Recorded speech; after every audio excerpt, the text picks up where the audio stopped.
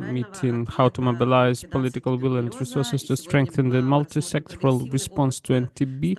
And today we are going to talk about the progressive experiences from countries around the world, as well as UN agencies and other organizations. I am Alexandra Vasilenko, I'm the communication manager of the TB Europe Coalition, and today, together with my colleague, Executive Director of TB, Yulia Kalancha, will be moderating this meeting. And while we are waiting for the rest of the participants to join, I would like to note that you can choose the interpretation into Russian, English, or French, and for that, please select the globe icon in the bottom tool panel and choose the language you prefer.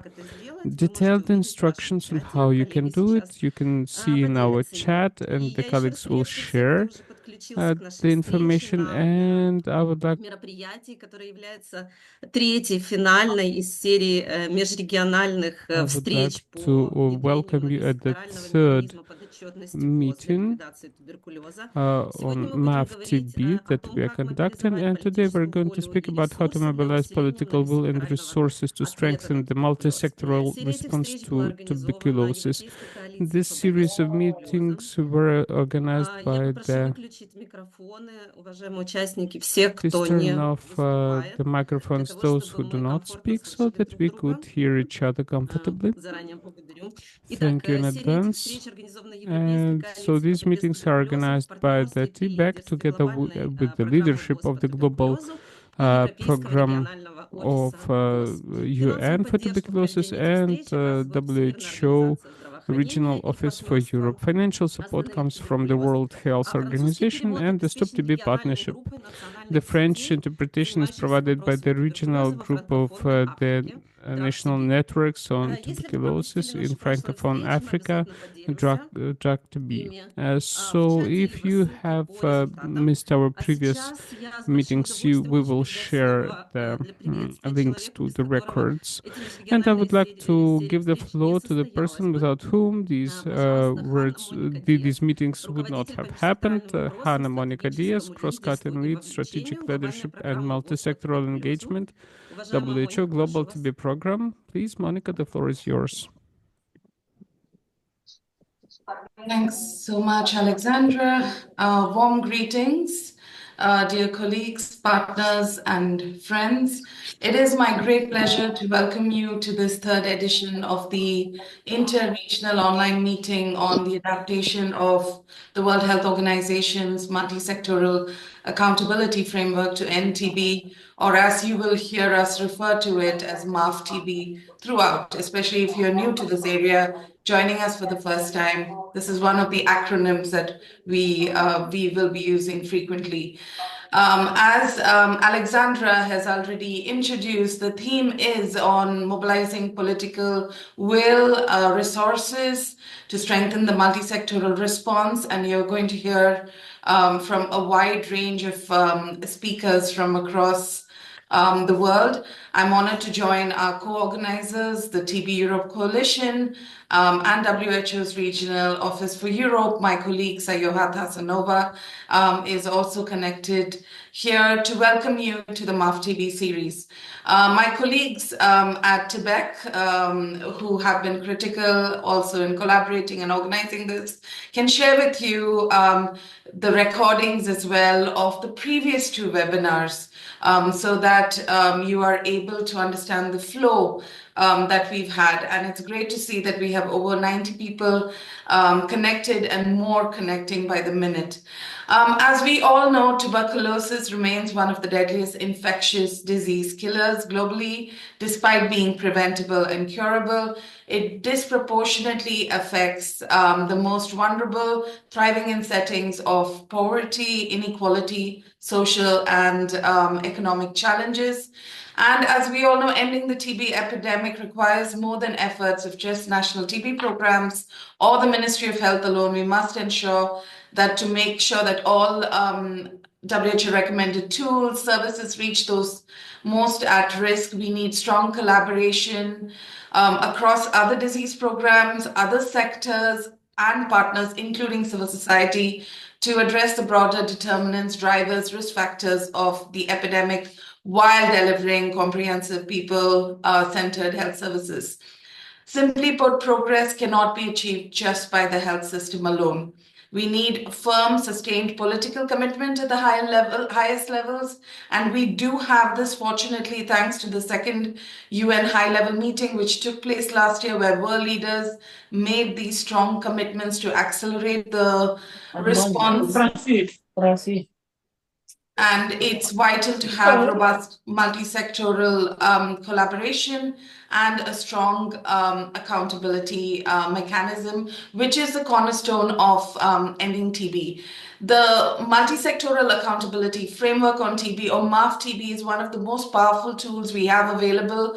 My colleagues will put again in the chat for you the MAF-TB framework itself. We have an operational guide. We have best practices document, just reminding you of this. In the operational guidance that we have on adaptation of MAF-TB into national and local settings, we outline 10 key steps for MAF-TB adaptation. Now, this is not like a chronological stepwise sort of implementation, but it just, in an overview, provides what are these key steps that are required to make sure you're able to adapt the multisectoral accountability framework to your setting. Now, in the previous two meetings, we've more or less covered steps 1 to 6, sometimes 7, because there's a lot of overlap.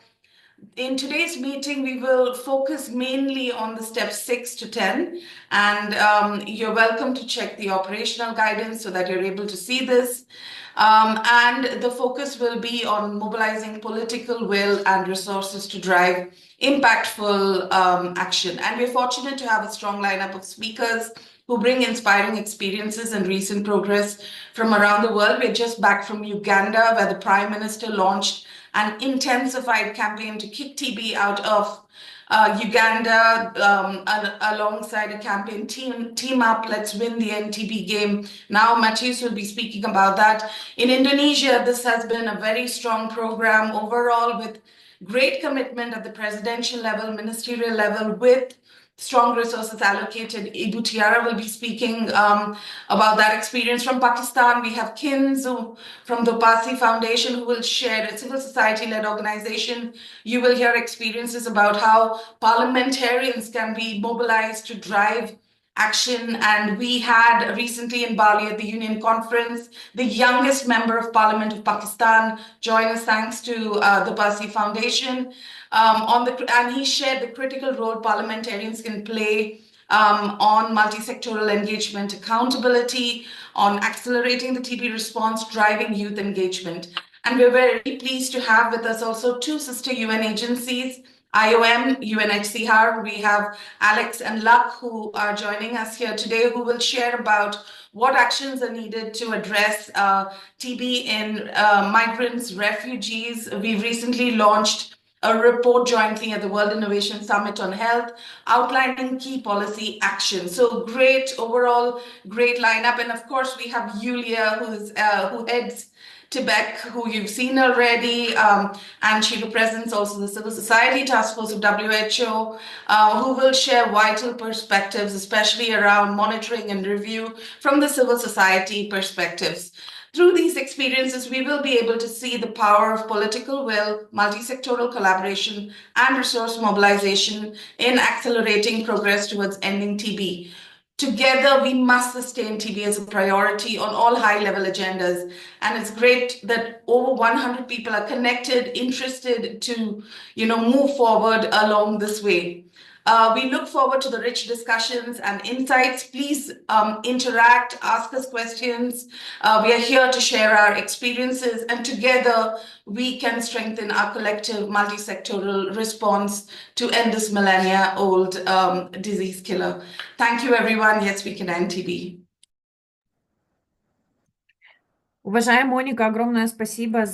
Dear Monica, thank you very much for your inspiring words and that multi-year work for development of multisectoral approach and accountability that your organization has been doing, and the TBEC as a regional advocacy network uniting more than 500 of civil society organizations and activists, is confident that through these joint efforts of public and private and non-government sector, with the support of international organizations and WHO, the MAF-TB will be implemented all around the world. And today we are going to speak about the important issues of mobilization of resources and political will to strengthen the multisectoral response to tuberculosis. And in these 2 hours, we are going to have 2 interactive sessions. You will be able to ask questions to the speakers and share your experience of implementing MAF-TB and discuss that topic. So, dear participants, dear speakers, before we switch to the first presentation, I suggest that everyone who can turns off their camera so that we can make a family photo of this meeting. So, dear participants, kindly turn on your camera so that we could make a photo, and I will ask my colleagues to let me know after the photo is done so that we could switch to the presentation. Dear colleagues, just tell me when you are ready. Just a little bit more of time. 1 minute, please. While our colleagues are making the photo. Because there are so many of us. More than 100. So yeah, we want everyone in the picture. Есть. Спасибо большое. Аля, тебе слово. Да, большое спасибо еще раз всем. Мы традиционно поделимся фотографиями, thank you. And we will share the pictures and other information about this meeting at the website of TBEC. You will see the links a bit later in the chat. And before we switch to the presentations themselves, I would like to make a small technical announcement about how you can view the slides in any language of your choice. And so, well, depending on the version of Zoom installed on your device, you need to select on the top menu the choice in the view you choose the screens to see, or you will see in the modern version of the Zoom 3 versions of the screens to see. They represent you see the names of the languages in Russian, in English, and in French. Français. So you should be able to see the tabs on top of the screen, and the detailed information about how to see the slides is in the chat. We will be resending it there from time to time, and if you have any technical issues, please write it in the chat and we will respond promptly. Also, dear participants, do not share your screens because your work desk will become visible to all the participants of the meeting. And please do not turn the microphones unless we already start a Q&A session. Dear speakers, also please do not speak too fast so that our interpreters could provide interpretation.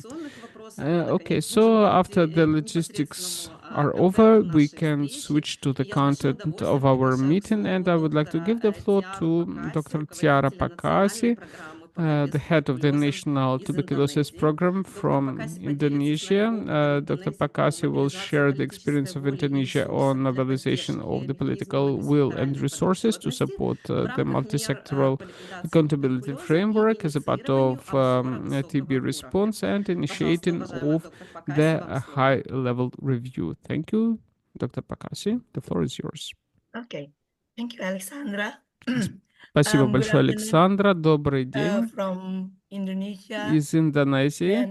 Я Тиара Пакаси. Спасибо большое за то, что пригласили нас сюда поделиться индонезийским опытом по мобилизации политической воли и ресурсов, по поддержке ММП-ТБ в рамках борьбы с туберкулезом и оценки обзора на высоком уровне. Извините за голос, я постараюсь говорить так, чтобы было слышно.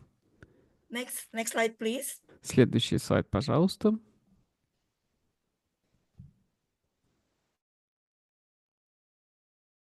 Okay, this is just the outline of my presentation, and I want to give you a little bit of explanation on the icon with TOS TBC.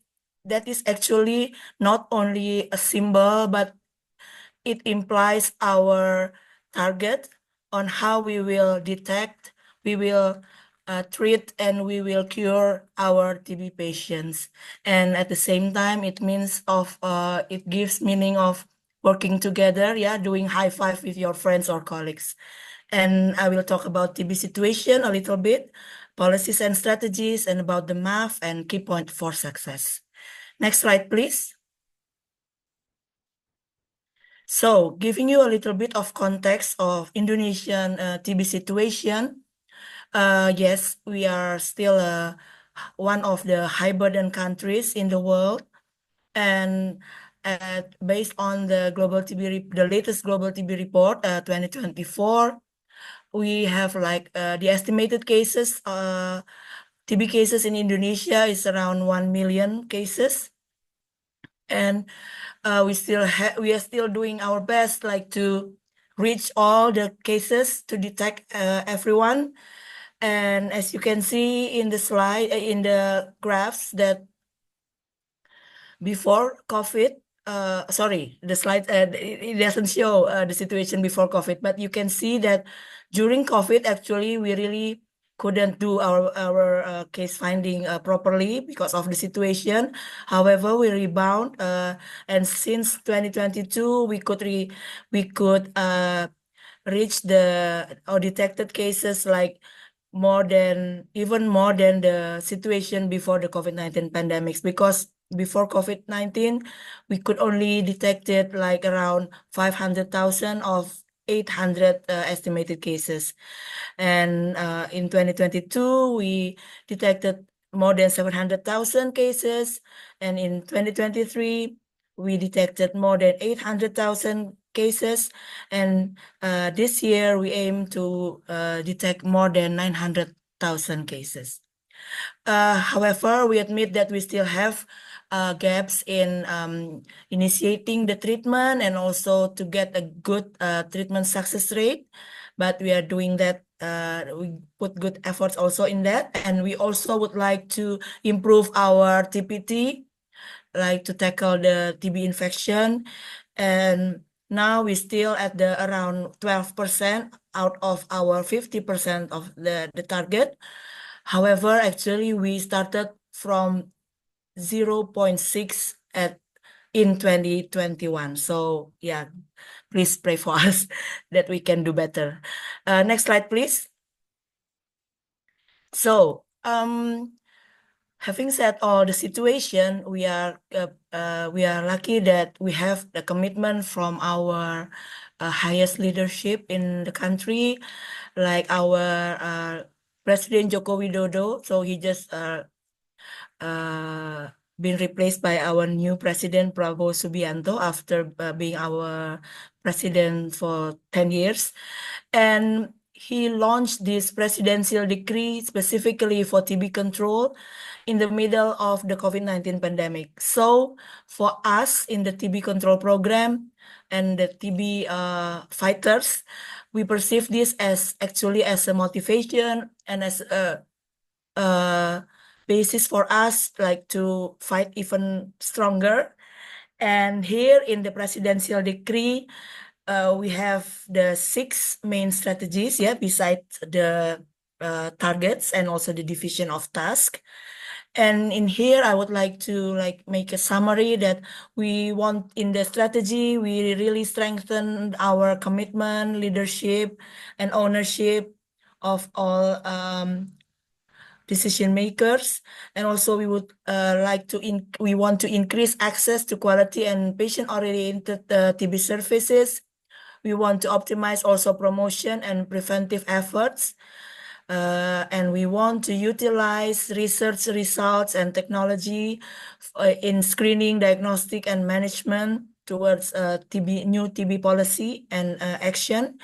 And we also increase the role of all stakeholders, including communities, partners, multisectoral, and multi-stakeholders in our efforts to achieve TB elimination. And we also strengthen our program management, specifically in health sector in this term, through strengthening the one example is doing the health transformation in the Ministry of Health. Health transformation include strengthening the primary care, the referral care, the financing, the human resources, and also regarding the digitalization. And with this legacy from our President Joko Widodo, we also have the platform for all partners and also all including communities, academicians, etc.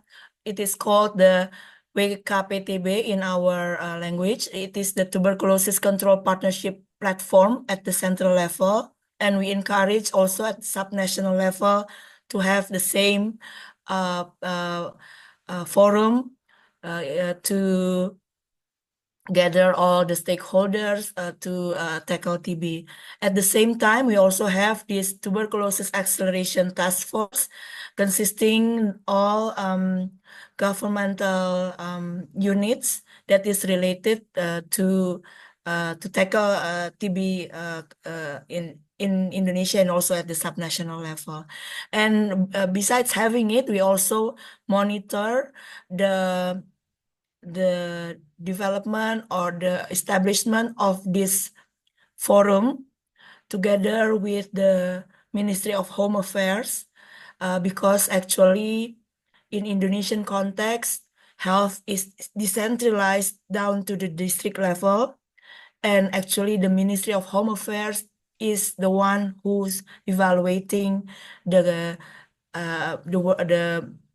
achievement or the work of the subnational level government. So we at the Ministry of Health should work together with the Ministry of Home Affairs. Next slide, please.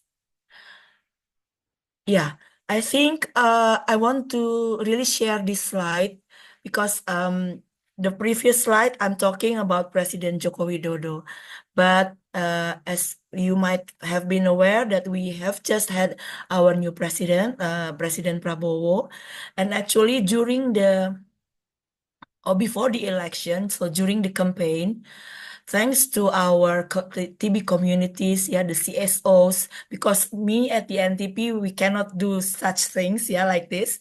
So they approach all the campaign teams of the candidates of the presidents, yeah, before being elected. And so at that time we had three candidates of presidents. So all three candidates, campaign team of these candidates gather, and our communities gave them the analysis and policy recommendations according to the framework of our national TB control strategy, as you can see here. And actually our CSO, our communities challenged those while giving information at the same time, but also challenge the campaign team on what will their candidates do if they are elected, and to continue what has been done by President Joko Widodo. So maybe this slide will continue to my last slide. So I will talk more about our multi-sectoral accountability framework in the next slide. Next slide, please. So here are some community contributions, yeah, in giving us feedbacks or watching us or collaborating with us at the government on putting the TB efforts on the track, yeah. So they conducted this research on the TB legal scorecard, And the results show that stigma against TB patients and the lack of public awareness remain the primary obstacles to efforts in early detection and treatment in Indonesia. And they give this, they give the feedback to us, yeah.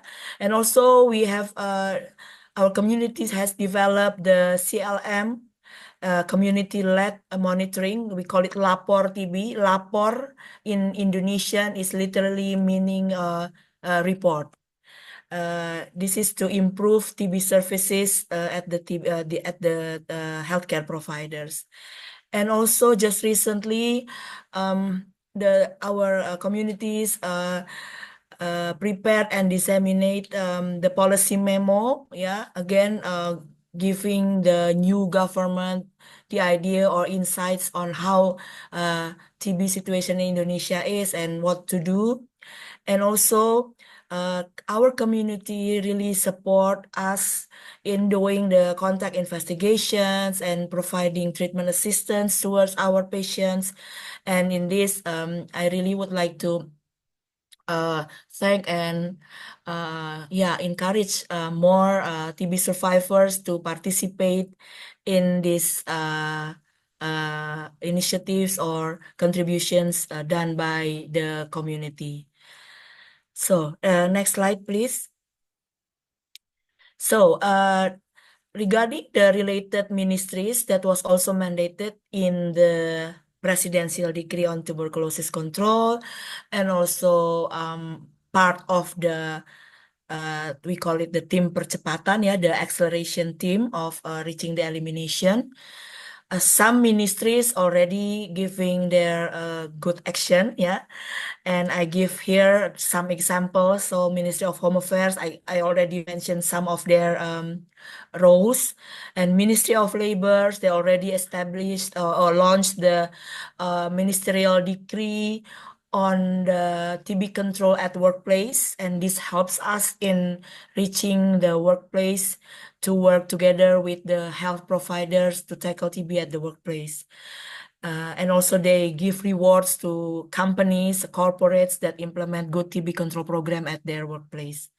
And for Ministry of Public Works and Housing, of course, it's still some baby steps, but they already started like to tackle the some social determinants of health, yeah.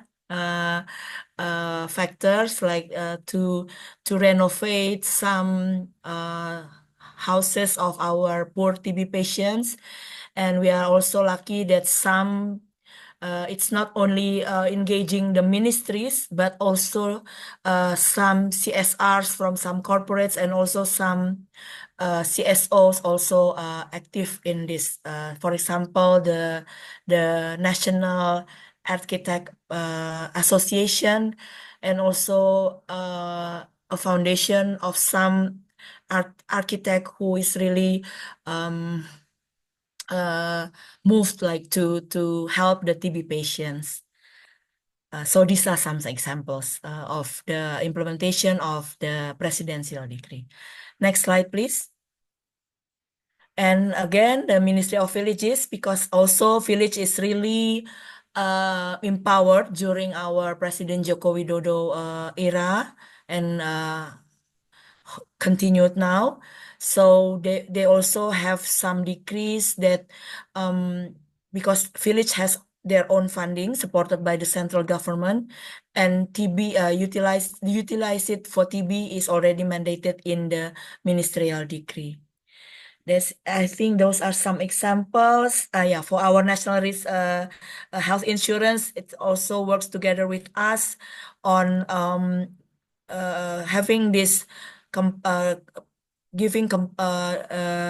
reporting TB cases to national TB program to us, to NTP, becoming compulsory to the hospitals if they want their claim to be paid by the national insurance. And for other institutions, I would also like to thank or to acknowledge the participation of some foundations, some corporates like to help or to engage the youth, yeah, and students in doing or participate in TB control. Next slide.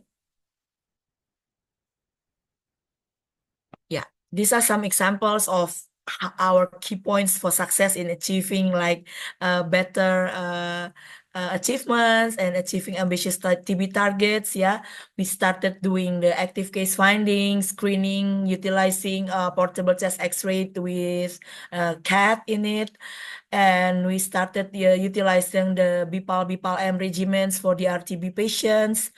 We strengthen our public-private mix, yeah, and also strengthen our collaboration with related ministries. Again, we do the jointly monitoring, the Ministry of Home Affairs together with our Minister of Health, because once again, the subnational government listens more to our Minister of Home Affairs, like because he evaluates their performance. So the last picture is on our partnership platform for TB control activities. Next slide, please. So I think based on the what has been done by President Joko Widodo and what was initiated by our CSOs, our communities, the campaign team of our candidate president, eventually, yeah, our president Prabowo, he was already elected, and his campaign team was able to advocate him, and he already declared that actually, sorry for this typo, yeah, actually he's not asking us to reduce the TB notification, but to reduce the TB incidence by 50% in 2029 at the end of his term. So we need to reduce the TB cases down to 500,000. Please pray for us. And not only giving us the target, but he also invest on Indonesian rupiah 8 trillion for TB control, yeah, and that is approximately 500 million US dollar in US dollar, yeah, equivalent to 500,000 US dollar, 500 million US dollar, I'm sorry. And the strategies will be including the TB case detections, yeah, because we still have some undetected cases. Do a better way to have them all enrolled, and do the TPT as well incorporated in the active case finding, and also of course to strengthen the multisectoral involvement. Next slide. So actually the pillars of our quick wins activities will be like this. Again, sorry for the treatment at the second dots. It's actually a wrong translation. I'm sorry for that. It's supposed to be having these transportation enablers for selected poor patients of drug-sensitive TB. Because actually for drug-resistant TB, we are still supported by the Global Fund to have enablers for the patients. But at the same time, we also see that some drug-sensitive TB patients are also very poor. They need to be supported. And with this extra funding from our president, we will also support them to give them the transportation enablers. So it's not specimen transportation. I'm sorry for that.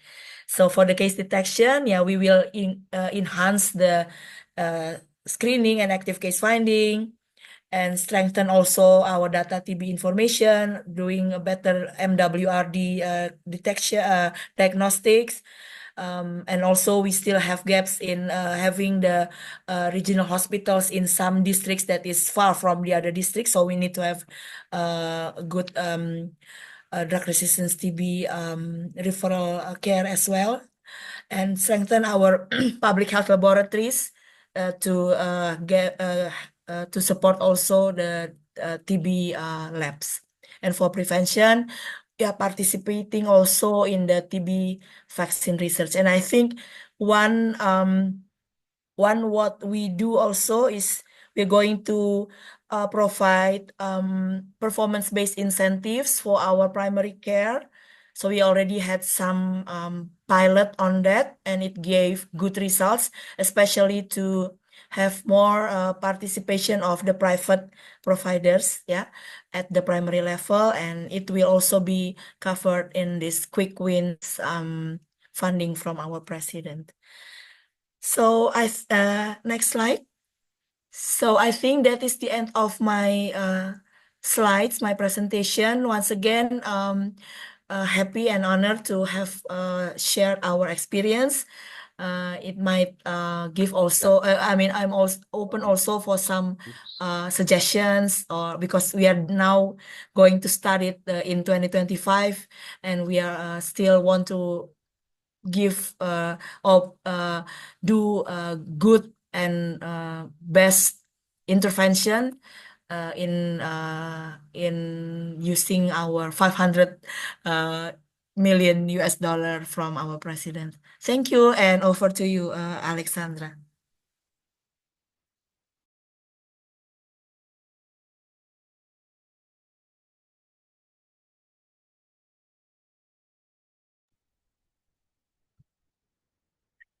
Уважаемая доктор Pakasi, большое спасибо за то, что поделились Dear такими Dr. Pakasi, thank you so much for sharing this impressive experience of introducing the MAF-TB framework, and I'm sure that participants will have a lot of questions to you, and actually we already have a lot of questions in the chat. Please have a quick look at this, and also I can see some raised hands, and I wish you all kind of success in introducing MAF-TB in your country, and hope that your example will be very useful for other countries as well.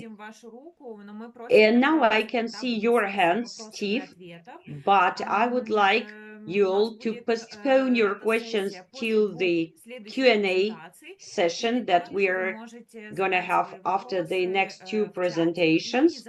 Or alternatively, you can ask your question in the chat, but please mind to indicate which of the speakers you are addressing your question to. And now over to the practical experience of Uganda for implementing MAF-TB strategies at the high level and in practice. And over to Mr. Matthias Vexide, coordinator of the MAF-TB in Uganda. Unfortunately, we only have this presentation in the English language for now. I mean the slides, but that's okay. Over to you, Mr. Wesige. Thank you, Yulia, and good afternoon, and everyone. I'm Matthias Mwesige, standing in for Dr. Henry Luze, the Program Manager, National TB and Process Program. And as already indicated, I'm the Public Policy Coordinator, and I also coordinate the Multisectoral Accountability Framework for TB. Before I dive into my presentation, I would like to note the TB situation in Uganda.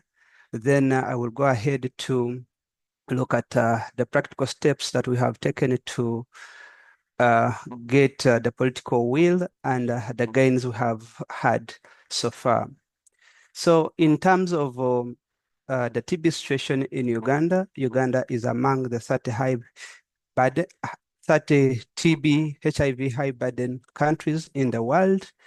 And last year, the country notified 86,502 TB patients out of the 96 TB burden estimated in the country. And that calls for a concerted effort to end TB in Uganda. So now I will go into the how we do our work. In terms of our goal and vision is to see a Uganda free of tuberculosis and leprosy. And we want to achieve this through providing quality, accessible, and affordable TB and leprosy prevention care services to all population in the country. And we can only achieve this through policy formulation, resource mobilization, budgeting and strategic planning, and quality assurance and evaluation, monitoring and evaluation of the TB services we offer to the population. Next slide. So in terms of having known the plight of the TB situation in Uganda, we have the National Strategic Plan and the goal, which is we aim at reducing the TB burden from 200 per 100,000 to 160 patients. And we can only do this through 6 strategic objectives. One is more about creating awareness and increasing the health-seeking behavior around the people we serve. The other is increase the access to preventive treatment coverage among the eligible population. And the third one is to increase TB treatment coverage. The fourth one is also looks at to increase TB treatment and success rate. And the third and the fifth one looks at referrals and notifications. So strategic objective number 6 looks at building effective and efficient systems to ensure quality, equitable, and timely access to TB and reprocess services. And under this strategic objective number 6, that is where the multisectoral accountability framework for TB falls in. And here we are looking at mobilizing different stakeholders, ensuring that there is domestic financing for TB and leprosy services given to the population in the country by making sure that no one is left behind through the multisectoral accountability framework for TB. Next slide, please.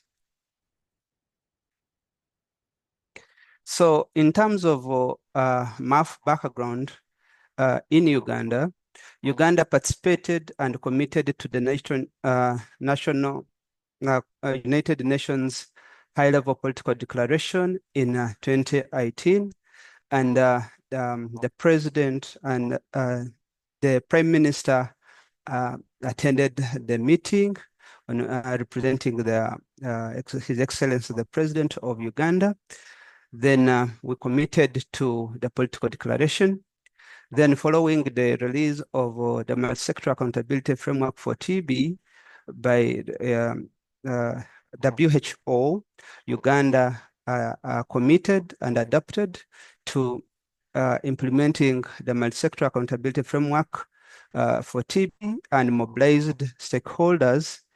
Through this mobilization, Uganda was able to develop and customize the Multisectoral Accountability Framework for TB guidelines based on the local context. So we domesticated the guidelines, and these guidelines were developed in relation with the National Strategic Plan in consideration. So the national the MAF-TB guidelines are in line with the National Strategic Plan. Then in the same year, 2020, the Prime Minister launched the guidelines, and we kickstarted the implementation of the Multisectoral Accountability Framework for TB. And it is then that the Prime Minister also volunteered to be the TB champion in the country and mobilized other permanent secretaries in Uganda to identify focal person at the senior management level to drive the mainstreaming agenda in the country. So from 2021 to date, we have been implementing the Multisectoral Accountability Framework for TB, and we have engaged over 25 ministries, departments, and agencies to mainstream TB care services into their plans and budgets. And we are seeing a lot of progress realized in the implementation of MAF in Uganda. Next slide, please.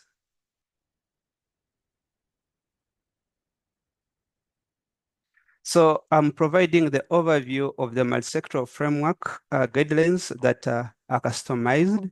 These framework, they provide guidance to ministries, departments, and agencies on how to mainstream TB control interventions into their work plans and budget. And they also enhance accountability and collective efforts to ensure sustained action against TB. Then also the multisectoral accountability framework for TB ensures that the workplaces are stigma-free and creating avenues for TB prevention through the interventions that are implemented at the MDA level at within the workplaces. So when you look at the actions that are involved, we have the commitments that the country committed on. Then we have the different actions that were taken by different MDAs as indicated. These are 25 ministries, departments, and agencies. Then we have the monitoring mechanism to ensure that the MDAs, which are ministries, departments, and agencies, are able to report on the interventions that are implemented at the MDA level. Then we have the review process where we have the quarterly review meetings, which are chaired by the Office of the President. And here we all participate and provide reports in terms of how they have implemented the TB care services within the workplaces. So next slide, please. So I'm providing the coordination mechanism, having indicated that while adopting the MAF-TB, the Office of the Prime Minister was very key in ensuring that the multisectoral framework for TB is adopted in Uganda. So at policy coordination level or the high level coordination, this committee is constituted of the ministers and chaired by the Right Honorable the Prime Minister. Then we have the implementation, coordination, and steering committee. This committee is chaired by the Permanent Secretary, Office of the Prime Minister, with the membership of the permanent secretaries coming from different departments, ministries, departments, and agencies. This is to ensure that there is coordination of interventions within the ministries. Then we have the technical working committees, MAF technical committee. This is meets also quarterly, where the reports and interventions undertaken at MDO level are given, and it is chaired by the Office of the President. Initially, it was chaired by the Permanent Secretary, Minister of Health, but following the interventions that we have had, we had to have a change to have this committee chaired by the Permanent Secretary of Office of the President because of the integration of TB and HIV services at MDA level, which was aimed at galvanizing the resources and the structures that are existing within the workplaces, especially in ministries, departments, and agencies, to ensure that there is no duplication of resources and using the existing structure.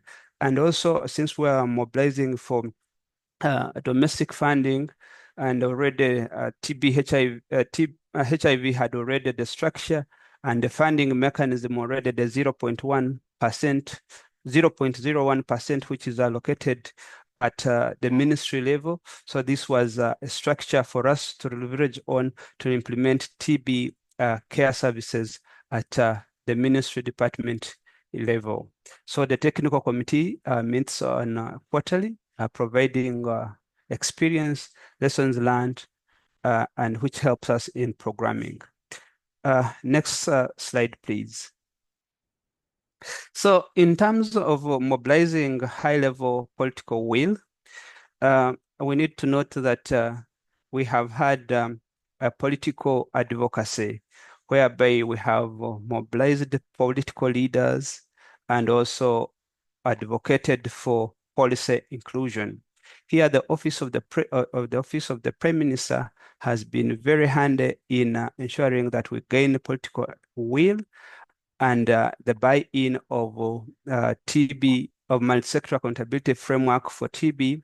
To begin with, the Office of the Prime Minister mobilized other ministries, departments, and agencies to mainstream TB care into program implementation action plans within the ministries, where the budgets and plans would include TB care interventions.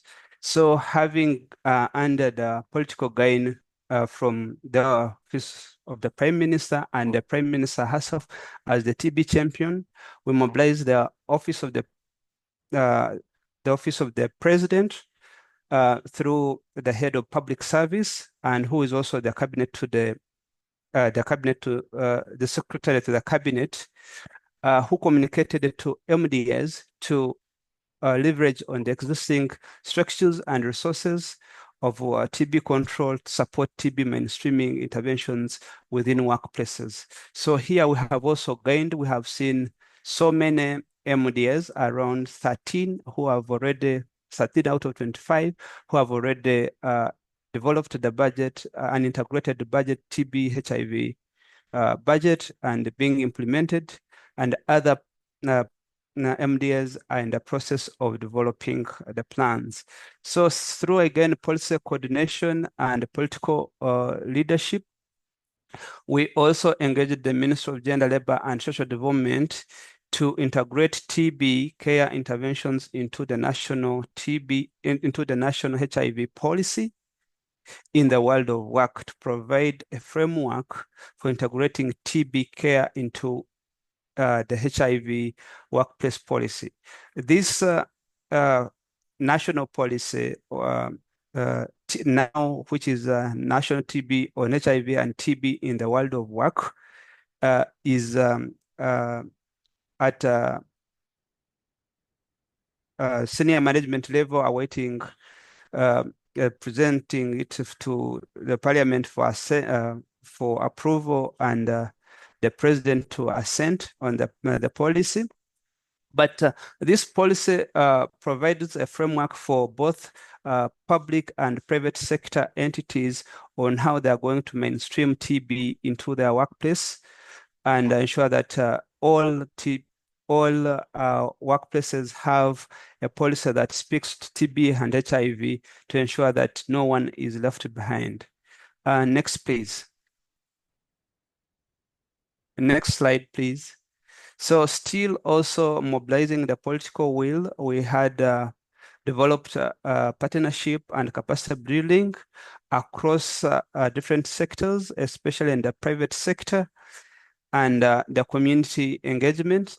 Here we have had discussions with the Uganda Manufacturers Associations, who have given us space during the International Day Trade Fair, where we have done TB screening and giving us resources in terms of entry for the TB van and the healthcare workers to ensure that there is TB screening within that environment. Still, through engagement with the private sector and civil society organization, we have been able to conduct TB screening within religious events, including the Martyrs' Day, which brings millions of people, which has not been the case before. And now we've done it for the last 2 years. And we have also mobilized cultural leaders and religious leaders to integrate TB interventions within the cultural and religious events. When you look at the picture, that is one of the engagement with the religious leaders when we introduced the multisectoral accountability framework, and we also got the buy-in from the religious leaders, and we have been implementing TB care interventions with religious leaders and other community engagements. Next slide, please.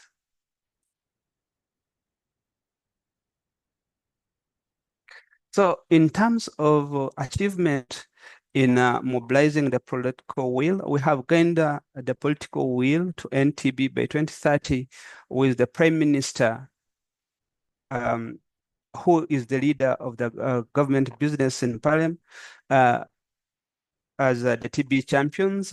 And since the launch of the Multisectoral Accountability Framework for TB 2020, she has been attending our TB conferences, participating in the World TB Day, and also participating in the TB marathons, where we have been mobilizing the community to support the TB agenda and to ensure that the resources are mobilized to support the TB care interventions within and mobilize local resources. Still, the Prime Minister has continued to advocate for increased government funding and resource allocation to ensure that TB is eradicated within the country, and also is championing and promoting TB patients to benefit from the social development, the social protection schemes that are existing in the country. And even during the recent concluded TB conference, stakeholders conference, which we did in the last week of November, she again insisted that TB patients are supposed to benefit from government social protection schemes, including the parish development model, where community members are mobilized to benefit from social protection interventions that are given to the community. Then again, another gain is we have implemented the customized guidelines to ensure that all different stakeholders understand what is entailed in MAF and the obligation to support the TB care intervention in the country. Also, we have also integrated the TB care into social protection schemes with the Ministry of Gender, Labor and Social Development. It runs a scheme for elderly people, the social assistance to grant for elderly SAGE, where the elderly people get a monthly cash. And here we have tailored the TB care intervention into screening and testing into the pay points where these people are able to get the TB care services, and also as they receive the social protection services. This is a gain on our side to ensure that all the segments of the population are reached with the TB care services. Next, please. Next slide, please. So, as also indicated that we have had the national policy integrated with TB HIV. We have customized policies, and through this development of this workplace policy, 6 MDAs have already taken suit in developing the work plans, the policies that are customized, including the TB care services. Then in terms of budget advocacy, effective this financial year, 13 MDAs have integrated TB HIV workplace budget. This is in line with the directive that came from the Office of the President that requested MDAs to mainstream TB care services into their work plans. When you look at the first picture, it shows the Permanent Secretary, Minister of Finance, writing in the second budget call circular, calling for MDAs to plan for TB care services in their work plans and budget. The middle picture is indicating the communication that came from the head of public services, mobilizing permanent secretaries and MDAs to mainstream TB care interventions. And the last communication on my right is the Office of the President communicating to other ministries to make sure that the TB and HIV interventions are handled together, and to ensure there is a budget and reporting for TB care services. This is gaining of political will within different MDAs. And this is one of the key achievements we have gained in the implementation of Multisectoral Accountability Framework for TB. Next, please. Next slide, please.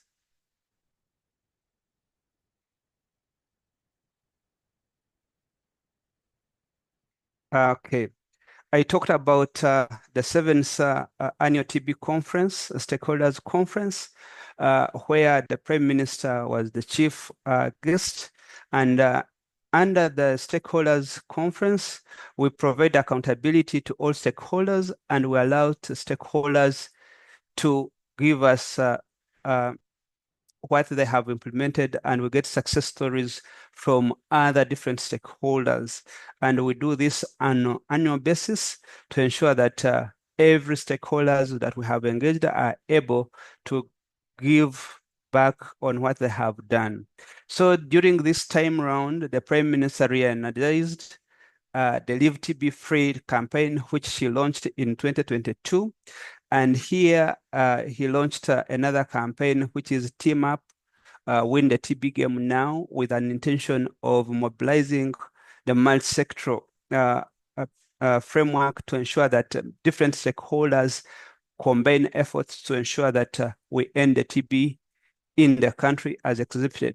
So here, during this conference as well, to see that we have gained the political will, we had 3 ministers present in the conference, in addition to the Prime Minister herself, and other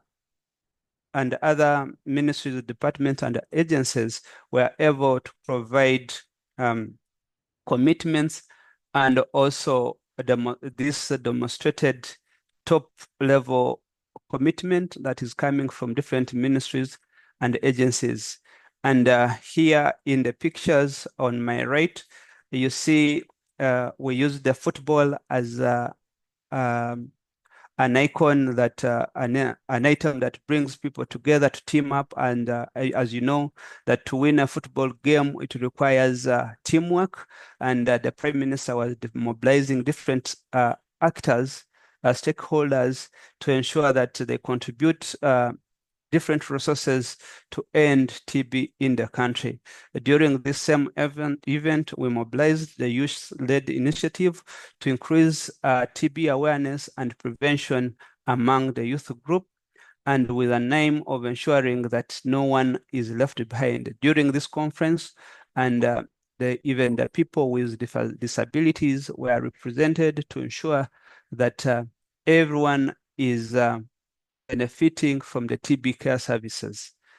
Next slide, please.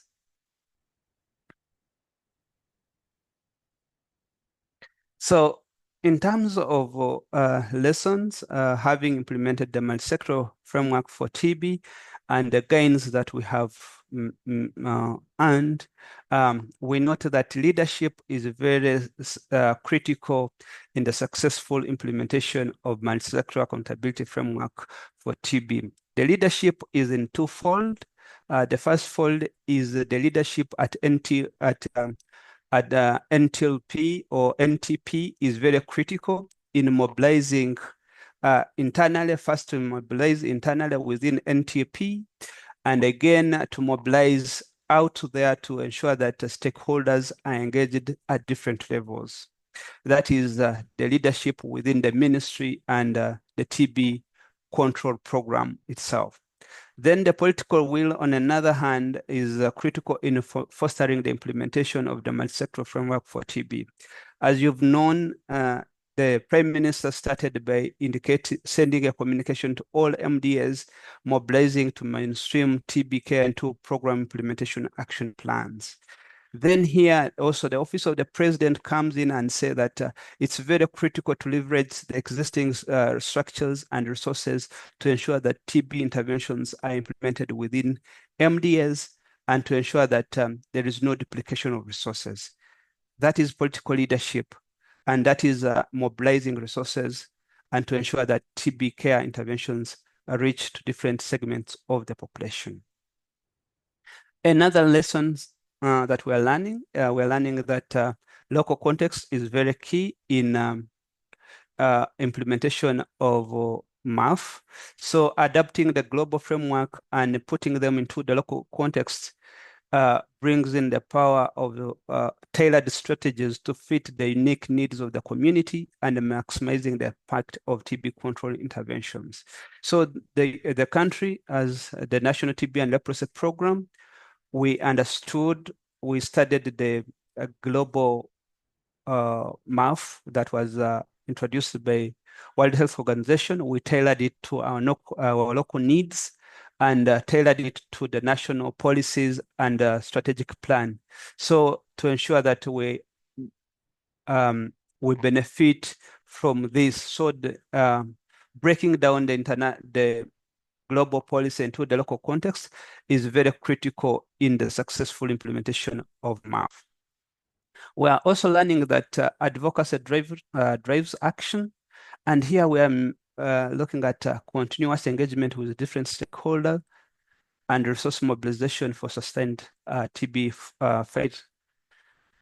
Here we note that we need to engage different stakeholders at different levels to ensure that they understand their roles and obligations towards the fight and the resources that are required to ensure that there is TB care interventions implemented at different levels, and to ensure that there is feedback and there is accountability in terms of quarterly performance report where they're able to account and also give feedback and also participate in joint planning process to ensure that the TB interventions are gaining at different levels. So we learn that this continuous engagement with different stakeholders enable us to achieve results.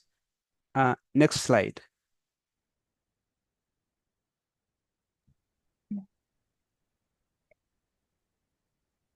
So here I'm going to present a few pictures. Dr. Mantis, I'm very sorry. It would be great if we can come to the end. Thank you so much. Okay, thank you, Leah. And if you can see all these photos showing the different engagements that we have had with different actors to ensure that we obtain the political will. The next slide.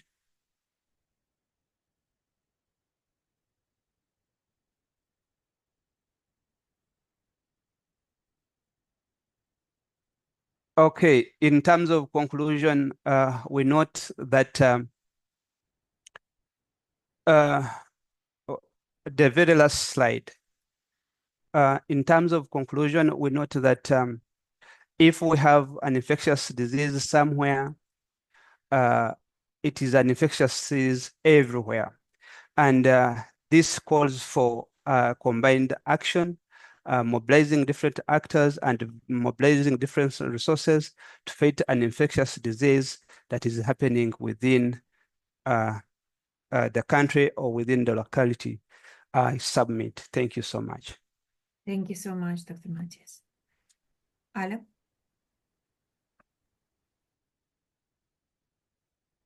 Большое спасибо, уважаемый Матис, что поделились вашим уникальным опытом. Thank you so much, Dr. Manches, for sharing this unique experience, and I'm sure that Uganda's experience in very successful experience in mobilizing and ensuring political will be very useful for other countries present at this meeting. I want to make a technical announcement, a request to all participants.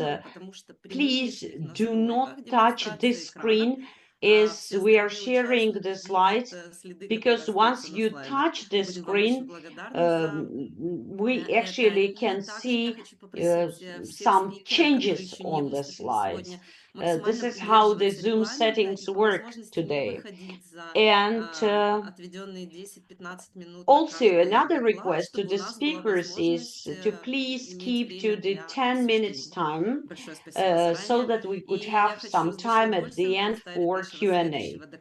And now it's my pleasure to introduce our next speaker, Mrs. Daman from Pakistan, who will share about forming the parliamentary focus as a prerequisite for MAF-TB. And this presentation as well, we have only in the English language, I mean the slides, but you can hear the interpretation to Russian and French as always, of course. Over to you, please.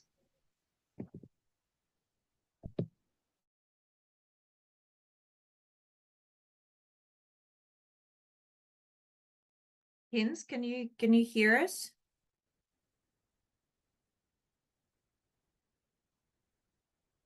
Hinz? Hi, can you hear me? Yes, we can hear you now. Yes. Perfect. So I'll be presenting just a second. And just to say from the beginning, please let us know when we should switch the slides. Thank you. Perfect. Am I audible? Yes, we can hear you. Perfect. So I'll be presenting on the Pakistan's experience that we had in terms of implementing the MAF from the start, and then how are we engaging the parliamentarians, the policymakers, to keep the momentum up and so that the things are not left there. Can we go to the next slide, please? So I'm Kinzel Iman. I am the Chief of Party at the PASI Foundation, a not-for-profit organization in Pakistan. And we do a lot of advocacy work and engagement through the support of multiple partners. And we're grateful to WHO for inviting us and for providing technical support throughout this time. Next, please.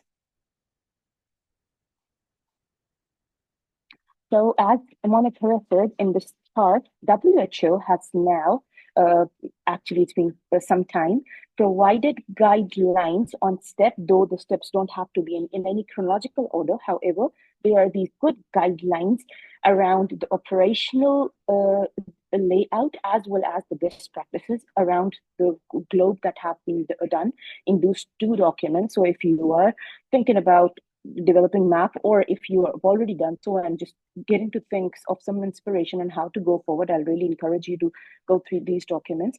And I have arranged the PASI's experience, or Pakistan's experience basically, on MAF deployment and where we are at the moment in line with the steps, just to give you a skim through of how the things could be. Can we go to the next slide, please?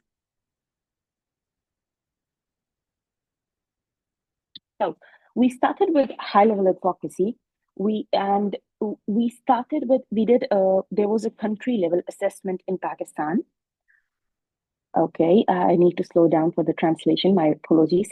So there was an assessment in Pakistan that we did at the national level on the status for MAF implementation. After looking at the assessment results, because Pakistan is a devolved country and health is a provincial subject, we have 4 provinces and 2 regions in Pakistan. We needed to take an approach where the message goes down to the district level as well as the implementation level. And implementation unit in any country in our country is a district level. So we started working on our way. Instead of a top-bottom approach, we want to go from a bottom-top approach. We accordingly visited the provincial ministers after the UNHLM, and we presented her that MAF is part of the agreed agenda, etc., etc. Can we go to the next slide, please?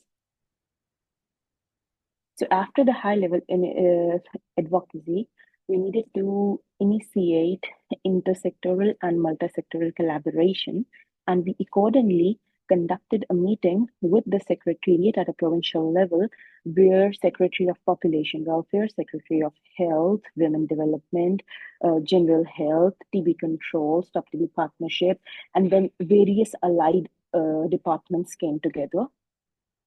Can we go to the next slide? Then the care model that was developed with actions for multiple departments was actually charted down, and we presented it to the House of the Parliament.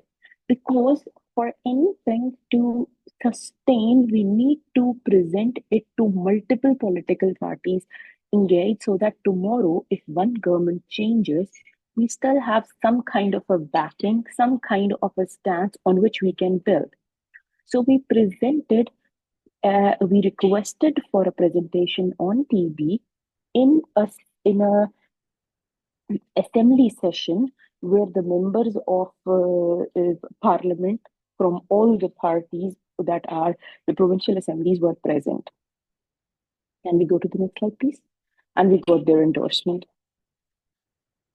Then came that we integrated the care model in line with the parliamentarians. Can we go to the next slide, please? Then came the part of engaging the technical and the development partners. So even with the collaboration of the sectors involved, we really needed the technical and development partners on board as well. So we convened a partners meeting under the chairmanship of the Minister Health, in which be it Global Fund, WHO, Stop TB Partnership, USA, BMGF, and the implementing partners, everyone was there, along with the private sector delegation like the chess societies, etc. Can we go to the next slide? Then we started working on delineating the steps for development of the MAF at the district level, and we had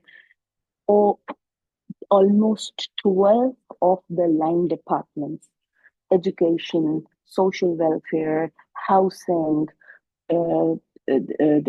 population welfare, all sitting at one table under the leadership of the Minister of Health, and all the departments coming together. And we presented the action plan on, yes, these are the targets, these are the actions that various departments or various sectors need to take, and this is the timeline they're going to report on. Can we go to the next one? So the one on the table that you see on the right hand shows the commitment, the targets and the timelines, the actions required, who is accountable, whether it's the community level, whether it's the service delivery unit, whether it's the provincial leadership, or whether it's the sectors that were engaged: education, information, population welfare, planning and development, finance, labor, social welfare, women empowerment, the CAP, Betul Mal, Ehsas program, the Sehat Sehuliyat program. And then who are they going to report on and at what times? And then the same thing was delineated and taken to the district level. And at the district levels, we rolled out all the actions, targets, commitments, who is accountable for that, and when are they going to report for it. Next, please. And then the first side impact that we saw that really kind of took it in us that MAF actually works was when during COVID, literally the whole country's TB case notification was going down. In certain districts, it went down as low as 42%. And the district where MAF implementation was done, that was the only district in Pakistan where the case notification actually increased by 1%, regardless of the impact of COVID. Can we go next? And based on this, we share these experiences at various forums, including the union and all. Next, please. So now, once this is done, for MAF to work, we really needed continuous engagement and advocacy. It cannot be that one day you're doing something and then tomorrow the government will change. When the government will change, the secretaries of the line departments will change. So the engagement won't be like, let's say, for example, one of the Secretary of Education is committed to something, but tomorrow when the government changes, there is no sustainability around that, and maybe they won't be reporting to the same in the same way. Can we go next? So we brought up the MAF as an agenda point of the NTB Parliamentary Caucus that was developed. The NTB Parliamentary Caucus has members of National Assembly from across the government as well as opposition. It's basically the members of parliament. If you have representation from both the government as well as the opposition, it supported us in continuing the leadership, continuing the commitment, because if someone is in opposition today, tomorrow they can be in the government, or if someone is in government, they can be in opposition tomorrow. However, when we have mobilized them for TB, on the agenda of TB, they were ready to work beyond politics and beyond any other calamity or scenario that might come. Next, please. And we have taken the same message to the provinces, though we haven't been able to establish the caucuses or MAFs yet in all the 4 provinces. However, we are working towards it and we'll get there. Next, please. And then on the same lines, using the parliamentarians, using our MAF guidelines, we have been advocated. We did the summit with the presidency back in 2019, where Teresa, the regional director from WHO, also came. Everyone came. We did the summit again in the last year. We did advocacy with the First Lady. Then the government changed. And next, please. Next, please. Next. Okay. So a part of the advocacy, we further started doing engagement, and we used the same actors, the same parliamentarians for advocacy and engagement for the high-level meeting. Pakistan hosted the first ever Global Health Security Summit in Pakistan. And because of these parliamentarians and because of the interministerial meeting and the advocacy with the parliamentarians, TB was cited as a subject in the GHSS, and there was a separate session on TB in which we were able to invite guest speakers and all. Next, please. Recently, we started thinking how to accelerate our efforts towards a national level MAF, which can go even beyond the political turmoil, because at the moment in Pakistan we have literally 4 different political parties in leadership across the 4 provinces.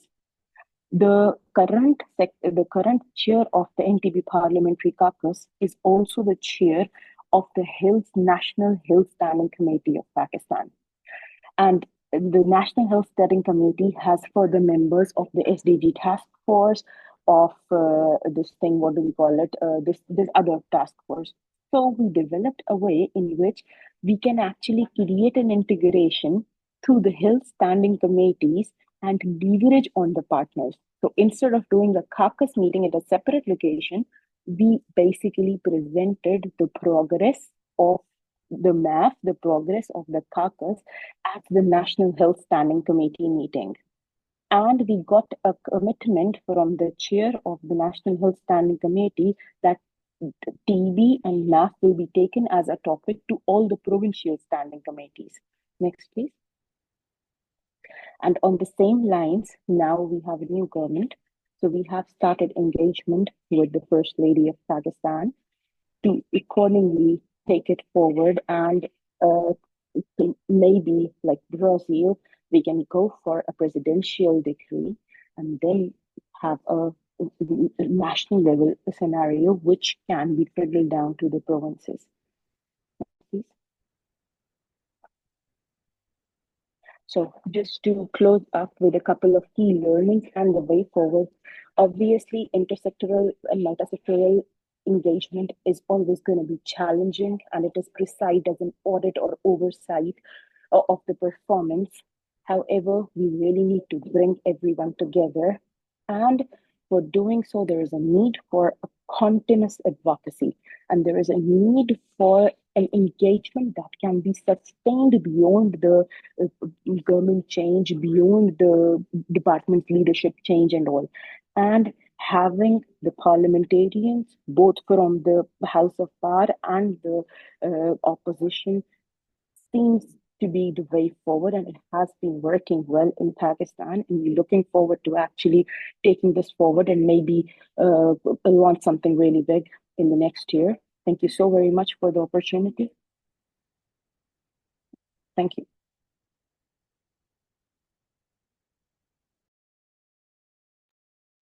Thank you very much for your presentation.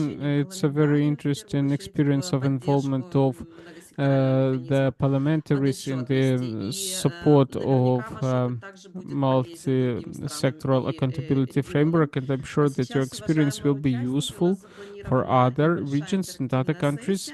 And right now we have a small interactive section for you to talk or ask questions to the speakers and maybe share your own experience in your countries. But before we start that, we have prepared a very small poll for you, which includes only 3 questions, and I will ask my colleagues to show it on the screen, and I will ask you to answer those questions. And please note that the first 2 only you can have only 1 option selected, and in the 3rd question multiple selection is possible. So not to spend too much time on this poll, I would like to ask all of you to take part right now. If you don't see on your laptop, for example, you don't see the options or the questions in your language, you just need to maximize the window to see the whole text. There should be no problems on phones or tablets, or you can also scroll down to see other questions, and let us spend 20 or 30 seconds to enable everyone to respond.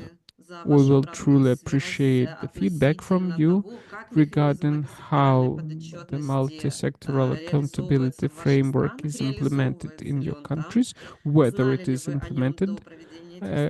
Have you known about it before our meetings? And the last question is important for us in the context of the topic of today's meeting, literally what barriers you can encounter in your countries based on your experience when implementing MAF-TB, and what barriers in your countries you are aware of. I see that already 30% of the participants have provided responses. Let us wait a few more seconds, and then we will briefly check the results. And I would like to thank everyone who have taken part. And I'd like to ask my colleagues to show the results of the poll, and I will provide a brief comment. Before today's meeting, 85% of the respondents have heard about MAF-TB, 5% have never heard before, 10% struggle to answer something definite. And regarding the second question, whether the MAF-TB has been started in the countries, half of the people said that yes, it has been launched. About 1/3 says that no, and 20% are unsure. That is, every 5th person is unsure or unaware. I would like to recommend you to learn about that, and if you can, well, do something, make some effort to launch this MAF-TB in your country, so you now know how to do it, I think. And if we check the 3rd question about the barriers to launching MAF-TB in your countries, well, we see that the majority of people mentioned the lack of resources, lack of high-level leadership, and mentioned the need in technical assistance for MAF-TB. And the 16% note that nothing stands as a barrier. I will not mention other options, not to waste time. I suggest that we stop the poll now, and thank you everyone for taking the part. And if you have questions to the speakers, or if you have any comments with regard to what you have heard, we will be happy to listen. Yes, dear colleagues, right now is the good time for you to ask your questions, either by speaking into the microphone after you raise your hand. Well, generally, we want more interactive communication, because you could ask questions in the chat, and I would like to thank you for your activity. Every speaker has received the questions. Dr. Tiara has answered something, and most of the questions, and Matthias has been answering questions. And if you have not heard the answers to the questions you had, or you got new questions, now is the time for you to ask your questions. In fact, it is an unbelievable experience, such a good set of presentations, and Dr. Serhat also thanked every speaker in the chat, mentioning the most important things that are sort of the golden link to enable implementing this experience in your other countries. And while people are getting ready, me and the team, we've been communicating and writing too while listening to the presentations. It's very interesting how everybody speaks about engaging the First Lady or the Prime Minister, and for us, for our region in Europe, it's very interesting actually. What's the secret? How were you able to engage the Prime Minister or the First Lady? What tools did you use? I don't know. Maybe the global program helped you, global program on TB of the WHO, or you used some resources of yours. What's your secret? How did you do it? And well, can we try that in our regions? That would be really interesting, and we would appreciate if you could share how you were able to ensure this high-level political leadership, because we're still on the way to it, and we would like to learn from you. So, dear speakers, if you could, please share this secret with us. We would appreciate that. What are the specific steps? What did you do to ensure that these people support you?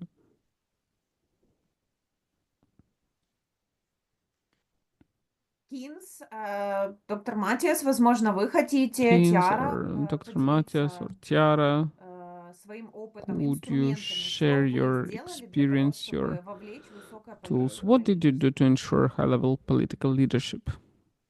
Okay. Can I go first to respond to the question? Thank you so much for the wonderful question.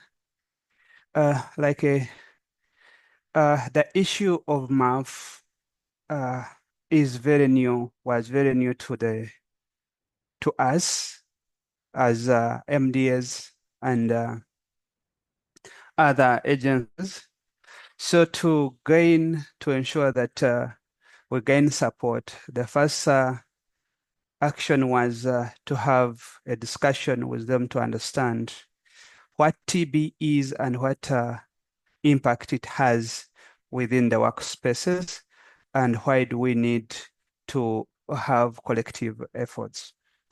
So like we all understand that Uganda being a high TB burden, and there are so many drivers, and which makes even the high level people prone to having the disease.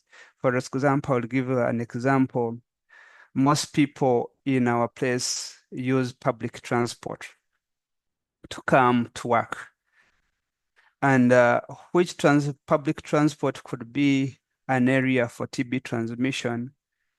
And so people understood how the TB is transmitted, and their role they needed to play to ensure that at least one soul is saved from contracting the disease.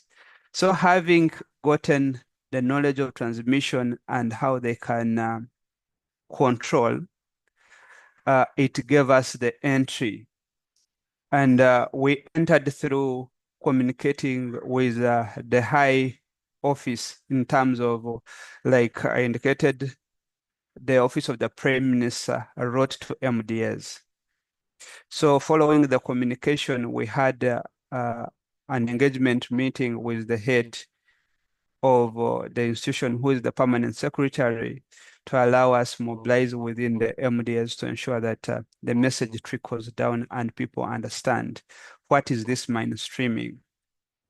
So through this discussion, we had to move from up, lowering down until the focal persons have been identified within MDS, and they're able to plan for the activities they already know. And that one helps us to gain support and commitment within different sectors. Super. Thank you. Yeah, and may I also ask the clarifying question, Matthias? I saw from your answer in the chat that WHO was greatly engaged. Did I got right that to have this awareness raising among other ministries or within the Prime Minister, you engaged WHO? Yes, thank you so much. WHO is engaged at all levels of discussion because of the technical support that is required. So WHO provides the technical support on the implementation of MAF and making sure that all the interventions are well elaborated and people are able to. Then other stakeholders also come in. Like here in Uganda, the USAID has been very critical in supporting the implementation of MAF at different levels, organizing stakeholders meeting, facilitating to begin with the. Oh, Matthew, sorry, can you switch on your microphone? Sorry. Oh. No, it's fine. Sorry about that. Like I indicated that WHO has been critical in providing technical support at different levels. And it's not only WHO, and we have had other partners like USAID, the Global Fund, to ensure that we have some resources to kickstart the discussions within at different levels. Then in the initial stages of starting implementation of MAF, the technical committees meeting, the quarterly technical committees were supported by the partners before the Office of the President took on the coordination role and supporting the quarterly technical committee meetings. So WHO provided the technical support. NTOP mobilized, engaged together with WHO to ensure that the message is understood and actions are taken and are implemented. I submit. Yes, thank you so much. We see two hands, but also I want to give the floor to Monica so that she can sum up and say some steps. No, thanks so much. No, just very quickly to add to what Matthias was saying, because just a few weeks ago we were with Matthias in Uganda and we actually witnessed the commitment at the highest level from the Right Honorable Prime Minister herself. Now, I would say across all three countries that you talk about, it's very much, Yulia, you asked, yes, WHO does play a role, and I have my colleague from country office, Evelyn Tibananuka, who's also connected here, of course, who can add. But the point is, while we all provide support like USAID, Global Fund, we all work with the country, it's actually the country itself that stepped up. And these countries, they themselves, the national programs, you have Ibu Tiara here, you can see Matthias, we have Stavia in Uganda, the health commissioner, the ministers in these countries.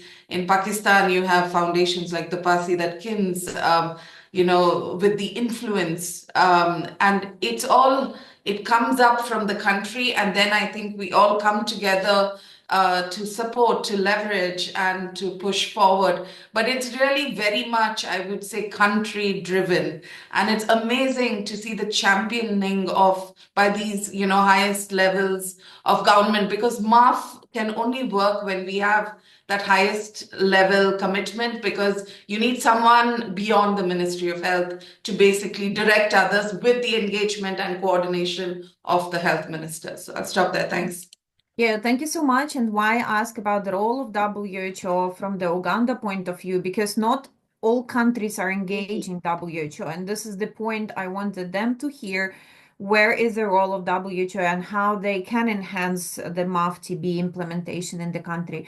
So, Steve, Otieno, please, the floor is yours. Switch on the microphone.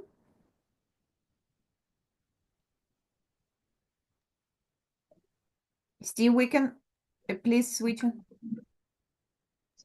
Thank you so much. So I'm Steve Otieno from Kenya, and my question goes to Matthews. Matthews, is there any proper planning between National TB Program Uganda and National TB Program Kenya? Just to make sure those who are using our border going in Uganda and coming back, they are screened, just to make sure our people are safe. Thank you.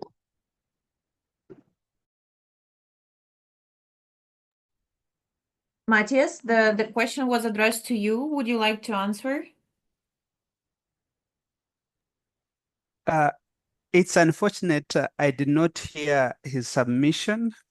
Maybe I could get it through the chat. Steve, would you be able to repeat the question, please? Steve? Okay, thank you. My question is for Matthew. Is there any good collaboration between National TB Program Uganda and National TB Program Sorry, I can't hear anything from Steve. Maybe if someone has got the question, please re-echo it. I'll be able to respond to it. Like the truck drivers, is there any good collaboration just to make sure there's a TB screening in those borders, just to make sure our people are safe? Thank you. I think Matthias didn't hear the question, but I heard the question. I could go on to respond if you allow. Yes, please, Evelyn. Okay, thank you so much. I'm called Evelyn. I work with WHO Uganda. Stephen, I hope you are able to hear me. Your question was about the cross-border collaboration between Uganda and Kenya. And the answer is yes, there is a cross-border collaboration between Uganda and Kenya and other border facilities. We emphasize on TB screening for people who are crossing the two countries or the other countries. And actually, we have some numbers on cross-border screening, TB cases we have notified. And there has been several engagement with the NTP Kenya. Some of the meetings actually has happened in Machakos, and I'm sure the NTP Kenya was engaged. The only gap which I identified me as a WHO support is the engagement, the cross-border engagement between NTLP Kenya and WHO Kenya is not as strong as the cross-border engagement between the NTLP Uganda and the WHO Uganda. Because personally, I'm kept in the loop of whatever is going and the reports are shared, but I keep asking about the strong engagement between WHO Kenya and WHO and NTLP Kenya, which has not come out very well. And if you allow, I could go on and supplement on what I wanted to supplement with what Matthias presented regarding the political engagement. I just want to add a statement that when you're engaging and mobilizing political leaders and stakeholders, it's important also to use data. We were able to use data to make sure that they understand it very well. He gave an example of public transport. Yes, we did TB screening in bus parks and taxi parks, and we were able to notify 15 passengers with TB. So when you use that data, they actually appreciate that the problem is bigger than what we have. And also you explain to them the drivers, for example, malnutrition, which the health sector cannot manage alone, which calls for collective efforts to ensure that we address the malnutrition, we address the poverty, and they really understand it better when you have the data. Engagement with WHO has been at all levels, but also it's WHO house, like in Uganda, what really we did is to ensure that we interpret these guidelines with the NTP program first.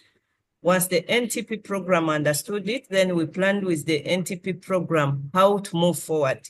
And we have been moving together process by process. I submit. Yeah, thank you so much. So there are more questions in the chat, but I would like to raise one, like from Lawrence. He asks several questions, and I will just combine them.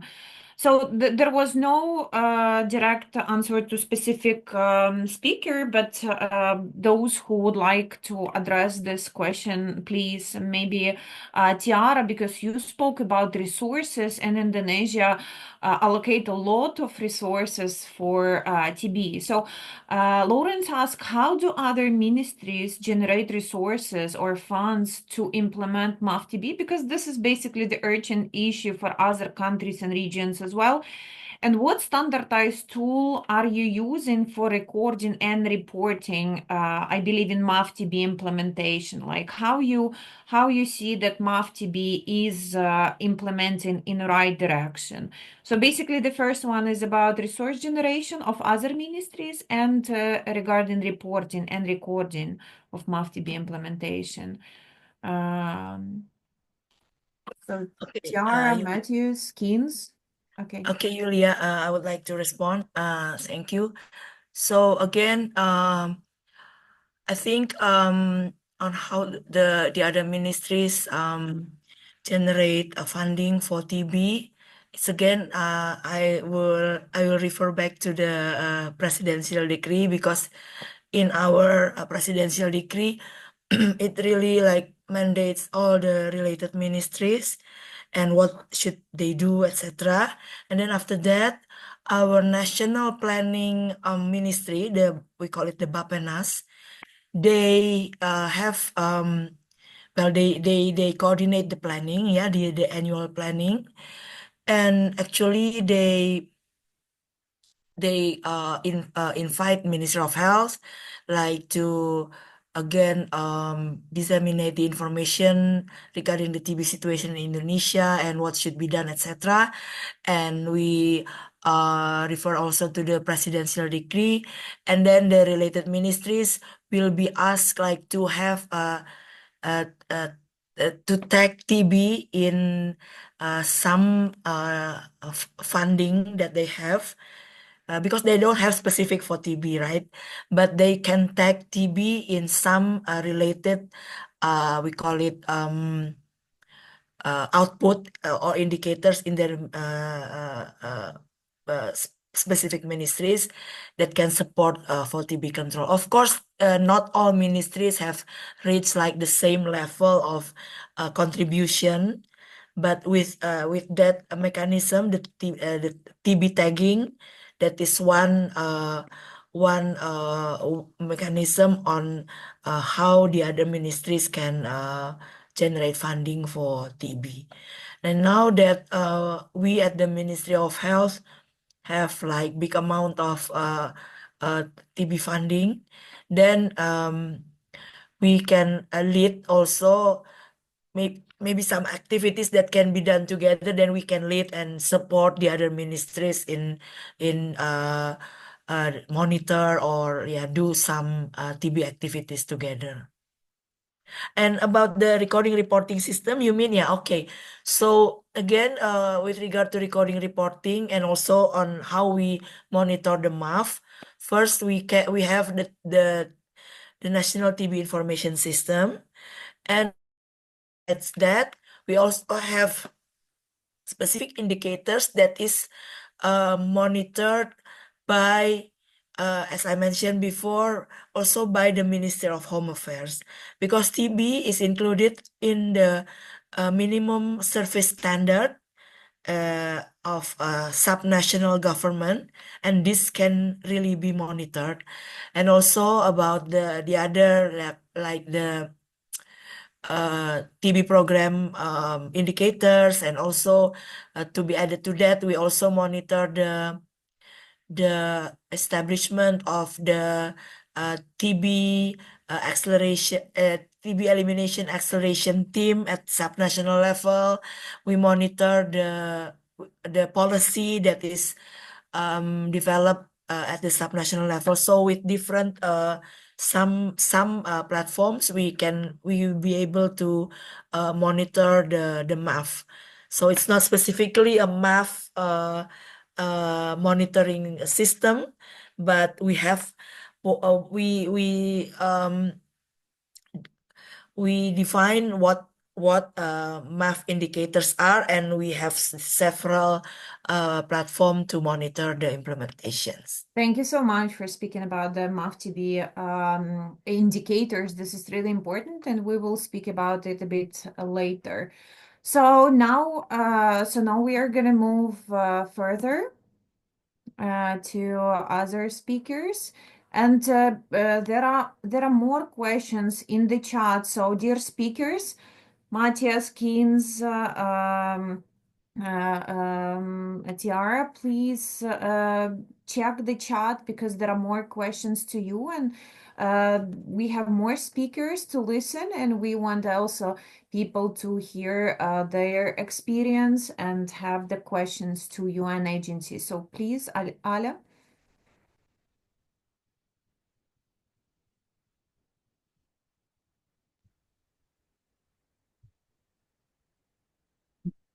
Большое спасибо, уважаемые участники, за вашу активность, уважаемые спикеры. Большое спасибо. Thank you very much for being so active, for asking questions, dear speakers. Thank you very much for your responses. And as Yulia mentioned before, after the next 3 speakers' presentations, we will have another Q&A session.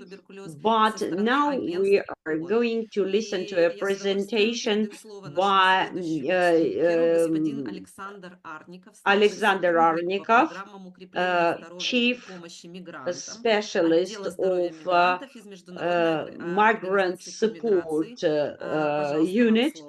And please, over to you. We're listening to you, Alexander. Thank you very much. Can you hear me well? Okay, great. I don't know, for some reason, the title of the presentation is missing. But anyway, I will, or at least I see it that way. In any case, in this presentation, I will be discussing a little bit more about IOM and how IOM works and tries to address the TB among migrant population and different people on the move. So we can begin. Next slide, please. Thank you. So IOM is part of the United Nations system, and it stands as the leading intergovernmental organization in the field of migration, with 175 member states, further 8 states holding observer status, and offices in 171 countries. We are dedicated to promoting humane and orderly migration for the benefit of all. So the organization collaborates with governmental, intergovernmental, and non-governmental partners to improve the resilience of people on the move, and particularly those in situations of vulnerability. It also works closely with governments to manage all forms of mobility and their impacts. And this work includes operations in some of the most complex emergency settings in the world. Our constitution recognizes the link between migration and economic, social, and cultural development, as well as to the right of freedom of movement. And our work is focused on the following 3 objectives that are part of the new strategic plan 2024-2028. And this is saving lives and protecting people on the move, driving solutions to displacement, and facilitating pathways for regular migrations. Next slide, please. So within the organization, there are different departments and divisions and sectors. So Migration Health Division is a part of the Department for Mobility, Pathways and Inclusion. And within this division, we provide health programs that are accessible, fair, and beneficial for migrants and mobile populations. We work closely with partners and support the physical, mental, and social well-being of migrants, helping them and host communities to achieve social and economic progress. So there are three major areas in which we are active and the work is organized. It's migration health assessment and travel health assistance, health promotion and assistance for migrants, and health response to crisis situation. I'm not going to go in details explaining these three pillars, but basically, in a nutshell, the first one is providing all the health assessments and travel assistance to ensure physical and mental well-being of those moving from a destination country, from a source country to a destination country. Then the second pillar is more or less and it revolves around health assessments and more or less medical aspect of safe travel. The second one is addressing the public health aspects of mobility and is supporting and promoting equitable access to quality health services, direct work with the member states, and to strengthen their health systems, basically to transform them into more migrant-friendly and migrant-supportive services. And also we conduct research, capacity building, partnerships, and all this following the right-based approach and cultural inclusivity. And the third pillar is the same, but in emergency context. So basically, we have we cover with public health aspect of mobility in non-emergency and emergency context. Next one, please. This is the general overview of and our results in 2023. As you can see, we reached more than 1 million people in 1 year with our health assessments programs. And these numbers are not going to be explaining in details this number, but all this reflects what I mentioned earlier in the previous slide, the areas of work in which we are focused on. Next one, please. So where does TB fall here? So migrants face greater health vulnerability due to various factors, including poor living and working conditions, limited access to healthcare, and exposure to occupational hazards. TB, part of it, is a significant health concern for migrants, as it is closely linked to social determinants of health, such as overcrowded housing, malnutrition, and inadequate sanitation. Additionally, we have always, unfortunately, our stigma and discrimination friends. They are always present when it comes to migrants, and they often create additional barrier to accessing care, treatment, and follow-up services, further exacerbating health risks. These challenges highlight the urgent need for inclusive healthcare systems that address the unique needs of migrant populations and promote equitable access to treatment and support. That is our goal, the goal of the Migration Health Division. Next one, please. So what is the IOM approach to TB? Strengthening the TB health services has been a cornerstone of IOM's work, focusing on reducing the TB burden and ensuring care that is accessible and sensitive to the needs of migrants. So these efforts aim to protect not only migrants, but also communities in transit and destination countries by preventing the spread of TB. To achieve this, IOM collaborates with national TB programs, the Global Fund, TB Reach, and, for example, CDC, Centers for Disease Control, among other partners. And through these partnerships, we support TB detection and control efforts in over 100 countries by providing essential services such as diagnosis, treatment, capacity building, contact tracing, and health education targeted at communities affected by migration. Furthermore, IOM's TB programs are primarily implemented in countries with intermediate or high TB burden, where the need for robust health interventions is greatest. So All these programs are tailored to address the unique challenges faced by migrants, such as stigma, discrimination, and of course, limited healthcare access.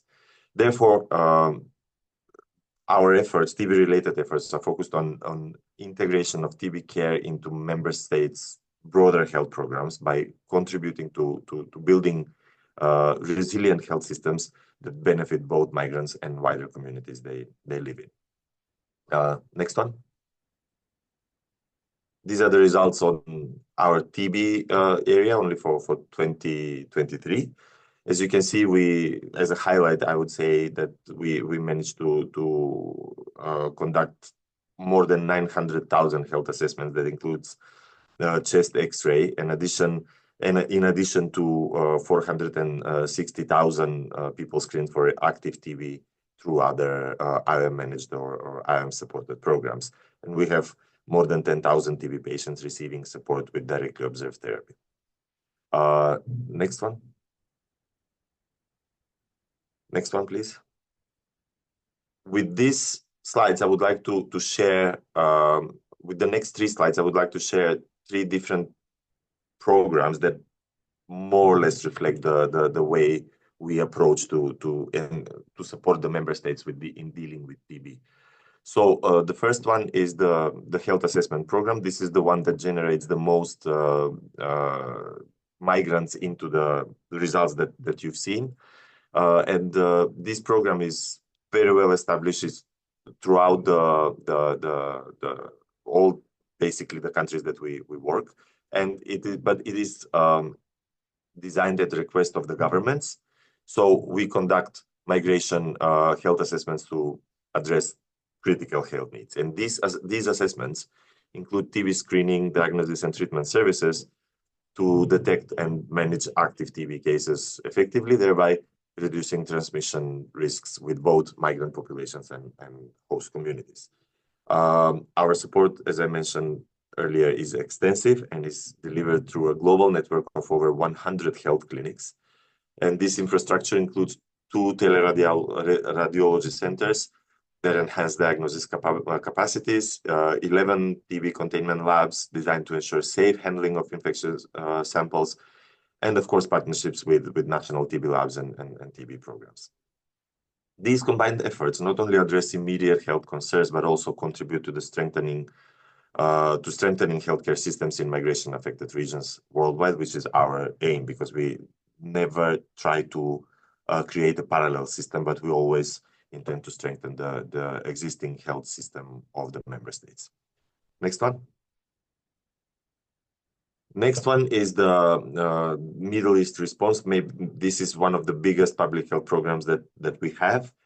It is a program that IOM conducts in collaboration with the Global Fund. That is the main funder of the program. We serve as the primary recipient of this program, and we play a critical role in improving access to healthcare for HIV, TB, and malaria in some of the world's most challenging settings, including Iraq, Jordan, Lebanon, Syria, Yemen, and the Palestinian territories. These efforts focus on reaching vulnerable and often underserved populations, including migrants, refugees, and displaced communities where healthcare access is often limited due to conflict, displacement, or systemic barriers. From the beginning of the implementation of this project in 2017 until last year, 2023, we've achieved remarkable results in the TB care aspect. I'm not going to share the results about HIV and malaria at this moment. So notifying TB and treating over 126,000 drug-sensitive TB patients and diagnosing and treating 1,200 cases of drug-resistant TB. These accomplishments really demonstrate our commitment to addressing both common and complex forms of TB in high-needs areas. A key feature of our approach with the Middle East response is its close collaboration with the national disease programs, and in this case, with national TB programs and NTPs. So by working hand in hand with the NTPs, we support comprehensive community-wide responses that prioritize the health of migrants, refugees, and other mobile and displaced populations. This integrated approach not only enhances the care delivery, but also strengthens national health systems to ensure sustainable support for the most vulnerable. Next one. This is the last example that I'm going to share with you. It's a very interesting project. That is, the acronym is TEAM, and it's an initiative that plays a vital role in reducing TB among migrant populations and across Cambodia, Laos, Myanmar, Thailand, and Vietnam. This initiative focuses on detecting TB cases, advocating for regional policy action, and fostering political commitment to ensure long-term solutions to TB challenges in these regions.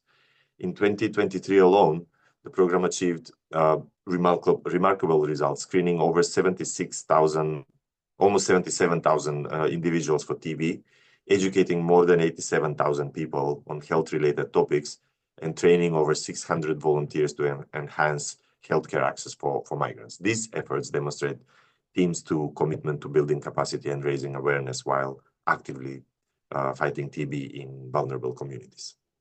A key feature of this project is its inclusivity.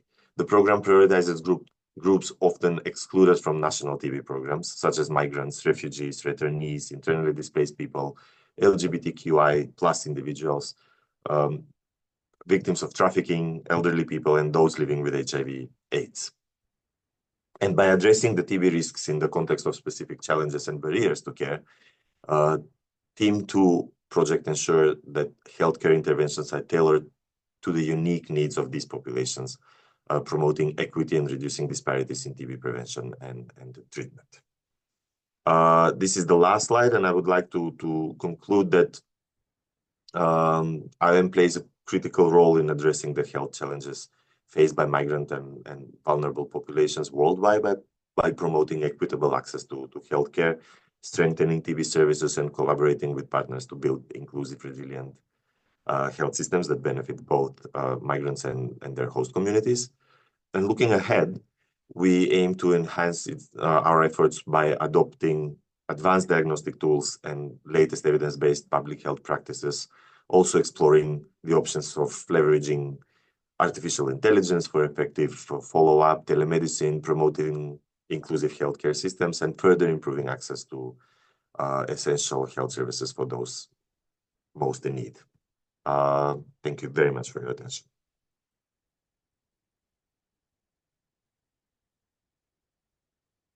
Thank you very much, dear Alexander.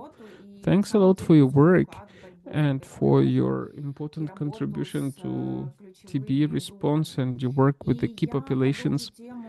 And I will continue with the support of migrants and refugees in the context of fighting tuberculosis. I would like to give the floor to Mr. Lakruvan Dasanayake, the senior regional worker of the Senior Public Health Officer Regional Bureau of UNHCR for Asia and Pacific. Please, the floor is yours.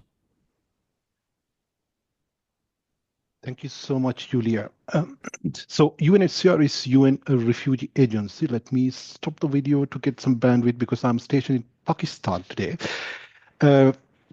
So during the next few minutes, let me try to walk you through what exactly UNHCR is doing as part of our accountability in ending tuberculosis among refugees and other forcibly displaced populations. Next, please. To set the scene, as I speak now, there are 122 million refugees and forcibly displaced population globally, and 71% of them are living in low or middle income countries where the health systems are strained or fragile. On top of that, poverty, overcrowding, undernutrition, food insecurity, lack of access to healthcare, and sometimes interruption of the tuberculosis services are commonplace in most of these refugee and FDP settings, particularly in emergencies. Now, this is a kind of a very vicious combination which increases the risk of tuberculosis as well as the complications of the tuberculosis. That's the outset that UNHCR engage in preserving the right to access TB treatment among refugees and other forcibly displaced populations. Next, please. Now, our approach is multisectoral inevitably. And I'm sure 2023 we presented that the field guide that WHO, CDC, and UNHCR developed in preventing tuberculosis among refugees. So at this point, what we try to do is try to incorporate the elements of this guideline we developed into our public health programming across all the regions where we work. Secondly, we collaborate with all the partners, including Global Fund, to capture refugees and other forcibly displaced populations into their country proposals, as well as multi-country grants. For example, at this point, there is a multi-country grant which covers Afghan situation, including Iran, Pakistan, and Afghanistan. Even though we are not the primary recipient, we engage the meetings, multi-country steering committee with the information to make sure this program is fine-tuned to meet the needs of the forcibly displaced population spread across all these 3 countries. Thirdly, we engage ministries of health and national TB programs to include refugees and other forcibly displaced populations into national TB programs to add a sustainability and position ourselves to support and mobilize partners to strengthen the national system as part of our commitment of Global Refugee Forum, as well as the Comprehensive Refugee Response Plan. Adding further to multi-sectoral approach, we are engaging WFP, UNICEF, and FAO to improve the food security as well as the nutrition support among forcibly displaced populations. Sometimes we have direct programs in multiple countries. We are doing that as well, targeting most nutritionally vulnerable population with nutrition support, such as people with chronic disease, including tuberculosis, are supported through such programs to improve their nutrition.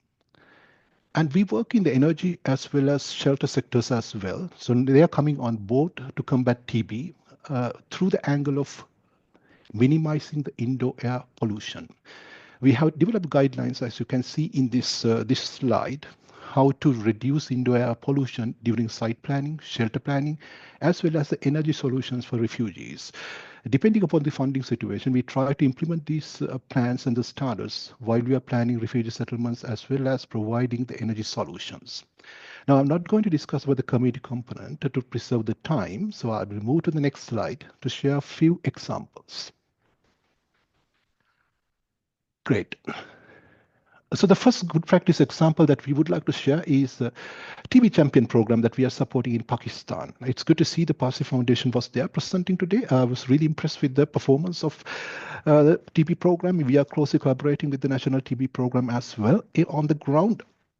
Now, essence of this TB Champion program is a TB champion is a refugee who is living in a refugee village, who was once a TB patient, undergone the successful treatment course, recovered, and now having a healthy life.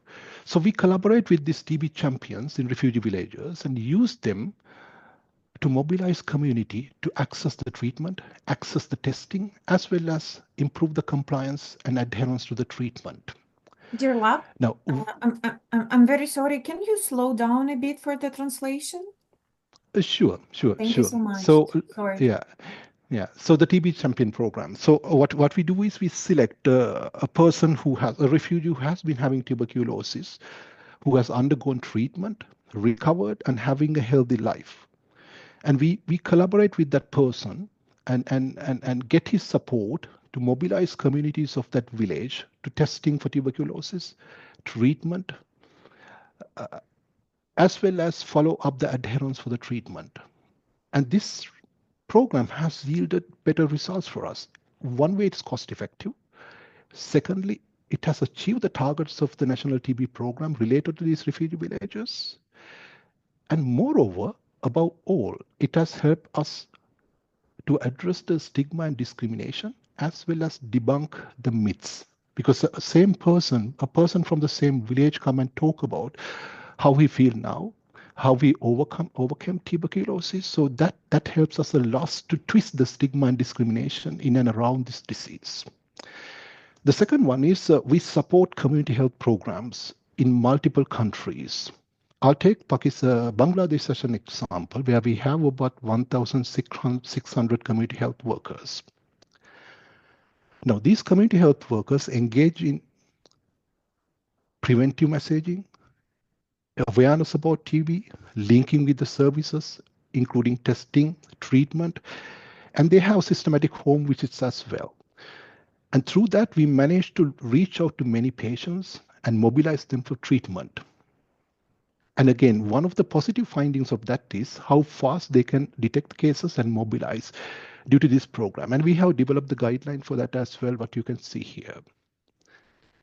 And the third example that I would like to share is our effort for improved non-communicable disease management.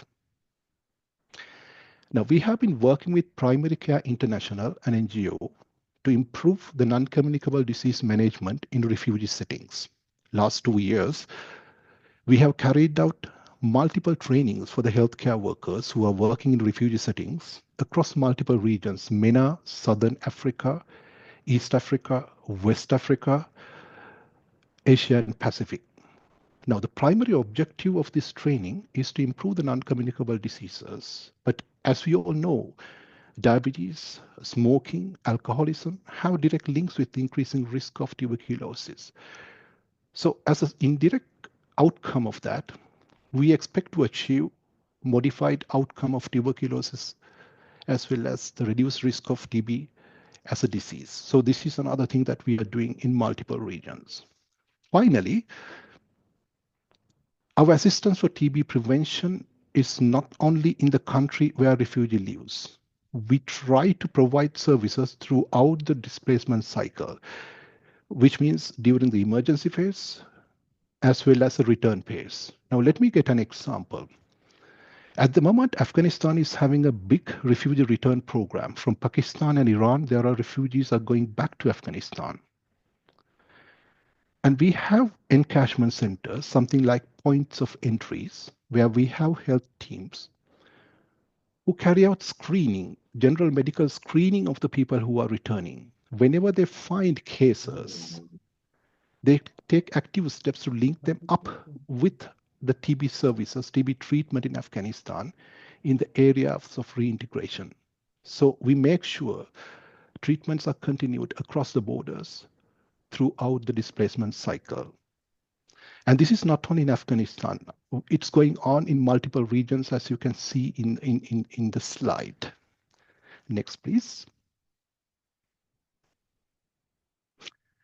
Yeah, so this is the last one. It's going to be a very short presentation. Three take-home messages. We are working in almost all the regions, and it's really, really fascinating to see how countries are more and more engaging and including refugees and the FDPs into national TB programs. But we might need to intensify that effort for greater inclusion of all the refugees as well as the forcibly displaced populations as we plan TB preventive, treatment, and care activities aligned with MAF to end TB in line with our commitment to leaving no one behind, as we have committed during SDGs. The second one is it's not possible to undermine the importance of monitoring and disaggregated data. Sometimes we may not have correct data related to refugee hosting areas, refugee communities, FDP communities, but which is a prerequisite for us to tailor-made programming and response as well as a donor mobilization. So let's try to improve our data systems. Third one, not to underscore the importance of advocacy for the right for work among refugees as well as other forcibly displaced populations. This is the only factor which can improve the self-reliance of the refugees as well as the forcibly displaced populations, making them self-empowered to afford their health care, preventive health, primary health, and secondary health, which is a prerequisite in managing tuberculosis and taking the ownership of their own health. So let me stop from there. If there are questions, I'm happy to chip in. Back to you, Julia. Thank you. Большое спасибо. Thank you very much. I will be instead of Julia. Thank you very much for your interesting presentation. It was very interesting to learn about your activities. Thank you for supporting the refugees and for fighting tuberculosis using the MAF-TB approaches.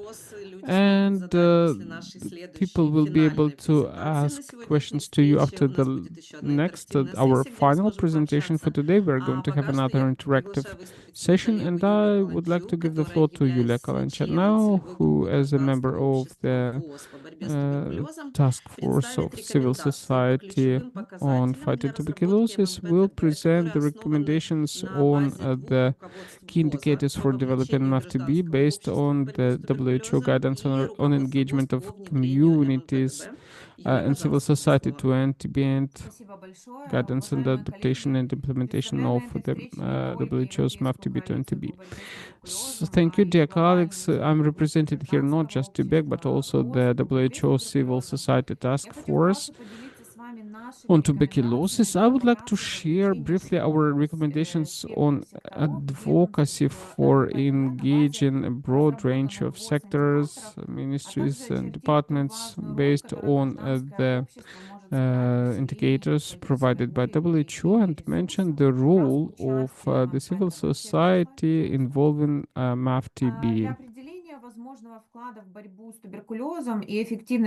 In order to formulate the potential contribution to TB control, WHO has developed a guidance on adaptation and implementation of a multisectoral accountability framework to end TB. And in this guidance, WHO has proposed a set of indicators, as mentioned by the speaker from Indonesia previously, and we can see 20 sectors identified by WHO. And if you have a quick look at this list of sectors, you can see that actually these cover almost all the sectors that might be affected or related to TB. And for every single out of these 20 sectors, WHO identified a set of indicators. So we can see here agriculture, civil society, defense, education,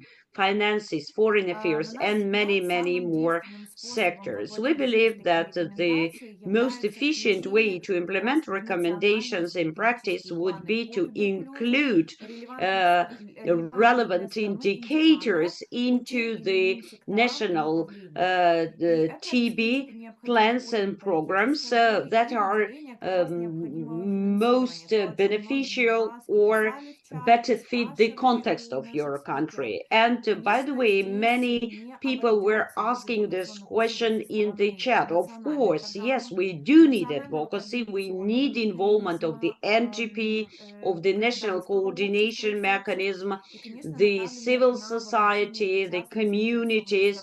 We need a lot of advocacy to involve different stakeholders in TB control, and these indicators need to be included into the national strategic plans.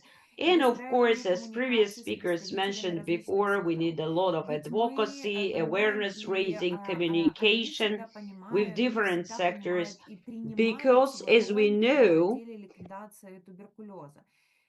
these sectors sometimes fail to realize and to accept their role in TB control. That's why we need to start with some analysis to identify relevant contributions, necessary contributions by this or that sector in the context of your country.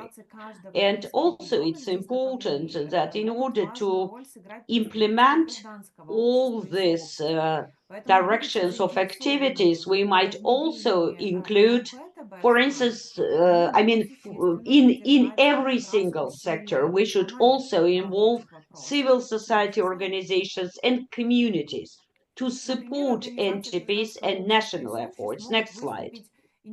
For instance, CSOs, NGOs can help develop a set of indicators and give recommendations to different sectors. Like, for example, I would bring actually the case from Central Asia and Eastern Europe, where WHO Europe has supported countries like Kyrgyzstan, Ukraine, Moldova, in developing this standardized sets of indicators that then are discussed by the countries themselves and country partners. And for instance, according to this standardized set of indicators for every sector, there are priority directions, there are rationales or justifications for necessary interventions and measures, responsible partners and stakeholders for each sector, and the actual performance indicators that need to be considered and then incorporated into the national TB strategy. It is also important that such sets or matrices are developed based on the desktop analysis of the situation in the country, on the lessons learned from the MAF-TB already initiated, as well as the requirements that are set out in the annexes to the MAF regulations. And of course, we need to understand that all these recommendations, all these indicators are advisory only, so they represent sort of a perfect picture for MAF-TB in order to end tuberculosis in the countries. And again, in view of the national context, for instance, some of the indicators could be implemented later or just like in a suspended way, but it would be necessary to propose these new indicators like a year or two before the graduation of the current TB control plan or program, so that there would be some time for the stakeholders, for the sectors themselves to incorporate these indicators into their plans. And at the national level, if we include these indicators, then it would actually help involve the sectors, involve the stakeholders and partners, and would ensure their better engagement. Next slide, please. Also, this involvement or engagement indicators would actually be a great foundation for further monitoring and evaluation, monitoring and reporting, which is a very crucial step for MAF-TB implementation at the national level. Next slide, please. Also, these indicators, sets of indicators, will be also very important to conduct monitoring and evaluation, which together with commitments, actions, and reviews is a very important component of the MAF-TB cycle. And without monitoring or reporting, it won't be possible to identify the gaps and develop recommendations for the subsequent period. That's why evaluation is crucial for a successful implementation of MAF.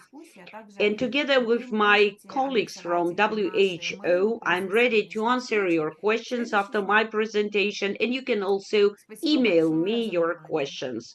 And that's it. Next slide. Thank you for your attention. Thank you, Yulia. Thank you and your team from WHO Europe.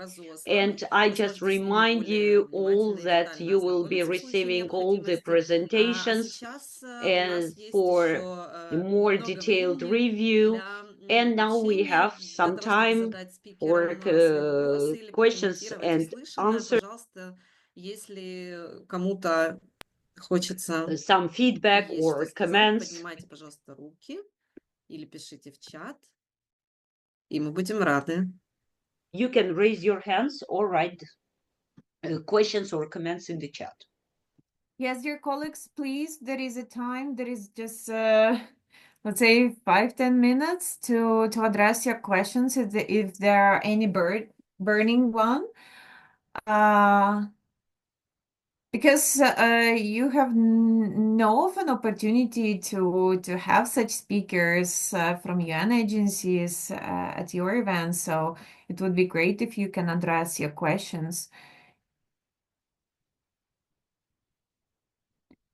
Okay, if there are no questions, may I just quickly ask? So, if colleagues, for example, civil society would like to start like they are implementing MAF-TB and they really want to engage UNHCR or MOI to their work, what is the how they should reach you, basically, like what steps and what help can you suggest countries, for example, not only the civil society but NTPs in general?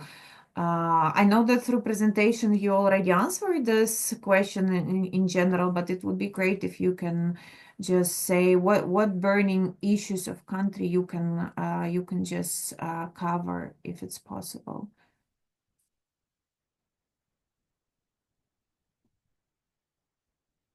Or whether you are ready to engage in MAF-TB at country levels as well through your offices.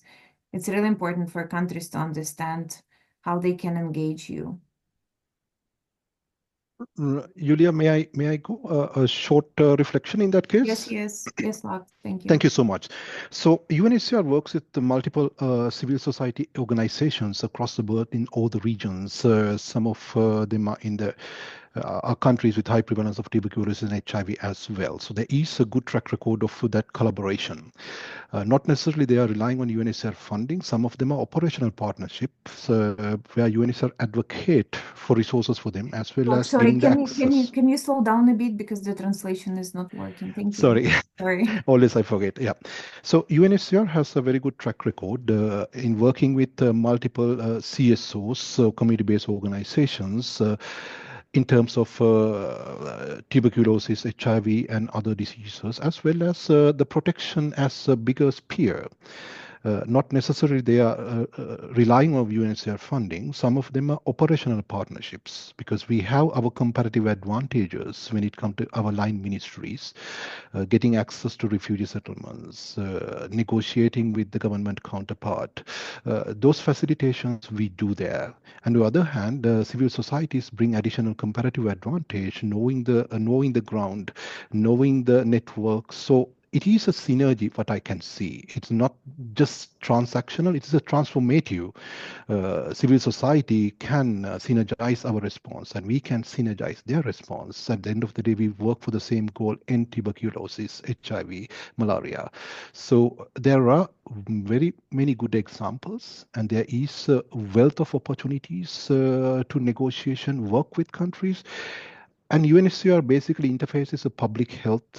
Most countries do have public health officers or public health focal points or the protection focal points.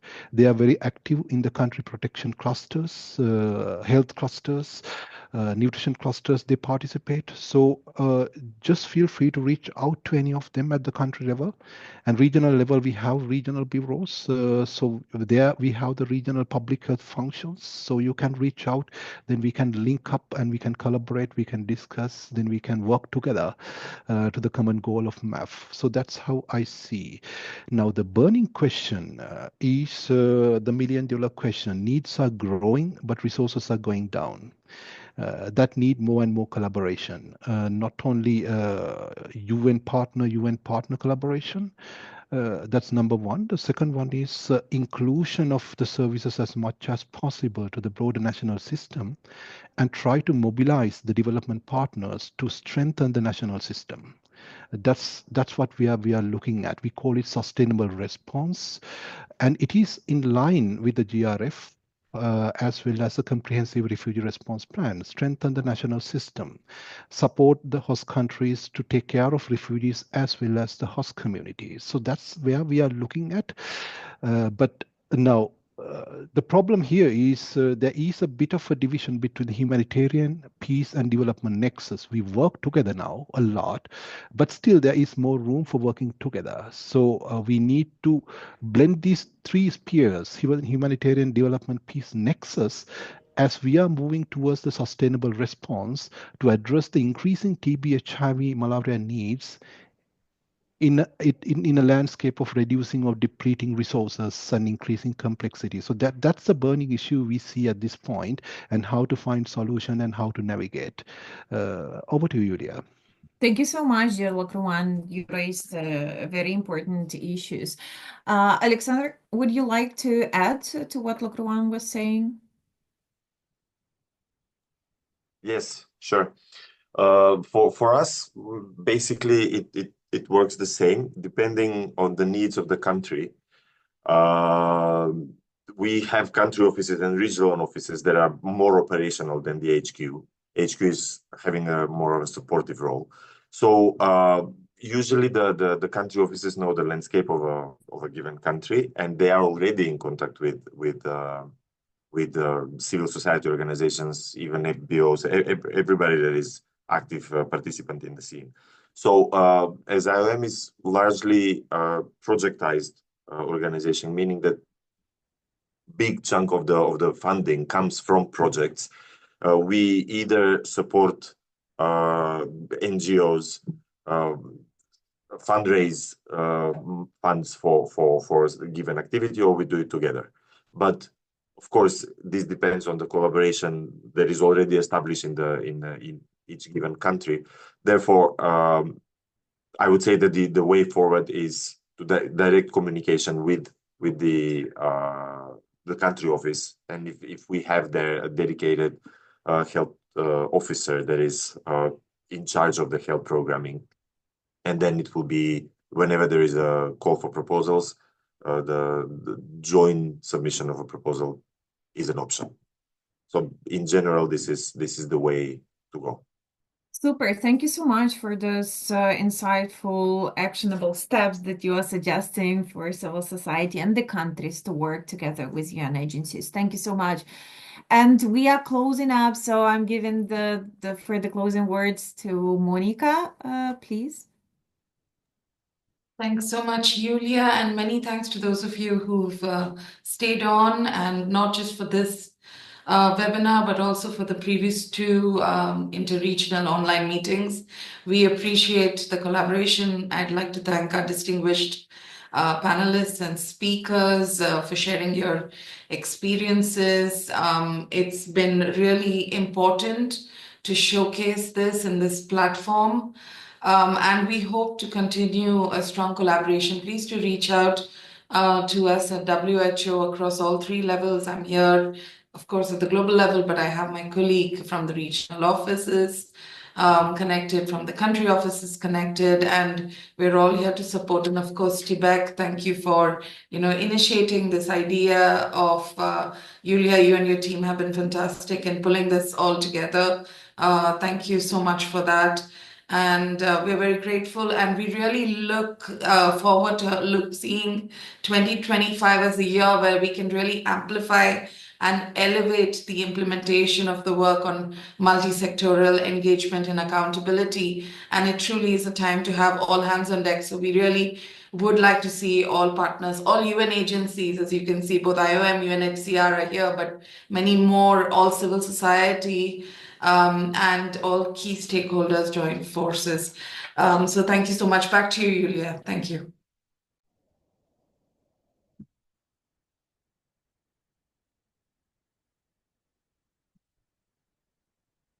Да, спасибо большое, уважаемые коллеги, спасибо, Моника. Огромное спасибо за ваши... Thank you, dear colleagues. Thank you, Monica. Thank you all for your questions, your feedback, for being so active, for finding time to participate in today's meeting. I hope that this information has been helpful, and it's great to see some thank yous in the chat, thank yous addressed to the speakers. As Monica said, of course, we will continue, we will discuss MAF-TB opportunities and options this year and next year as well. Thank you so much to all our speakers, and thank you so much to our interpreters, to the team of interpreters without whom we would not be able to understand each other. Thank you. Together we will win over TB. So see you all next year. Bye-bye. Thank you so much, dear colleagues. Thank you. Have a great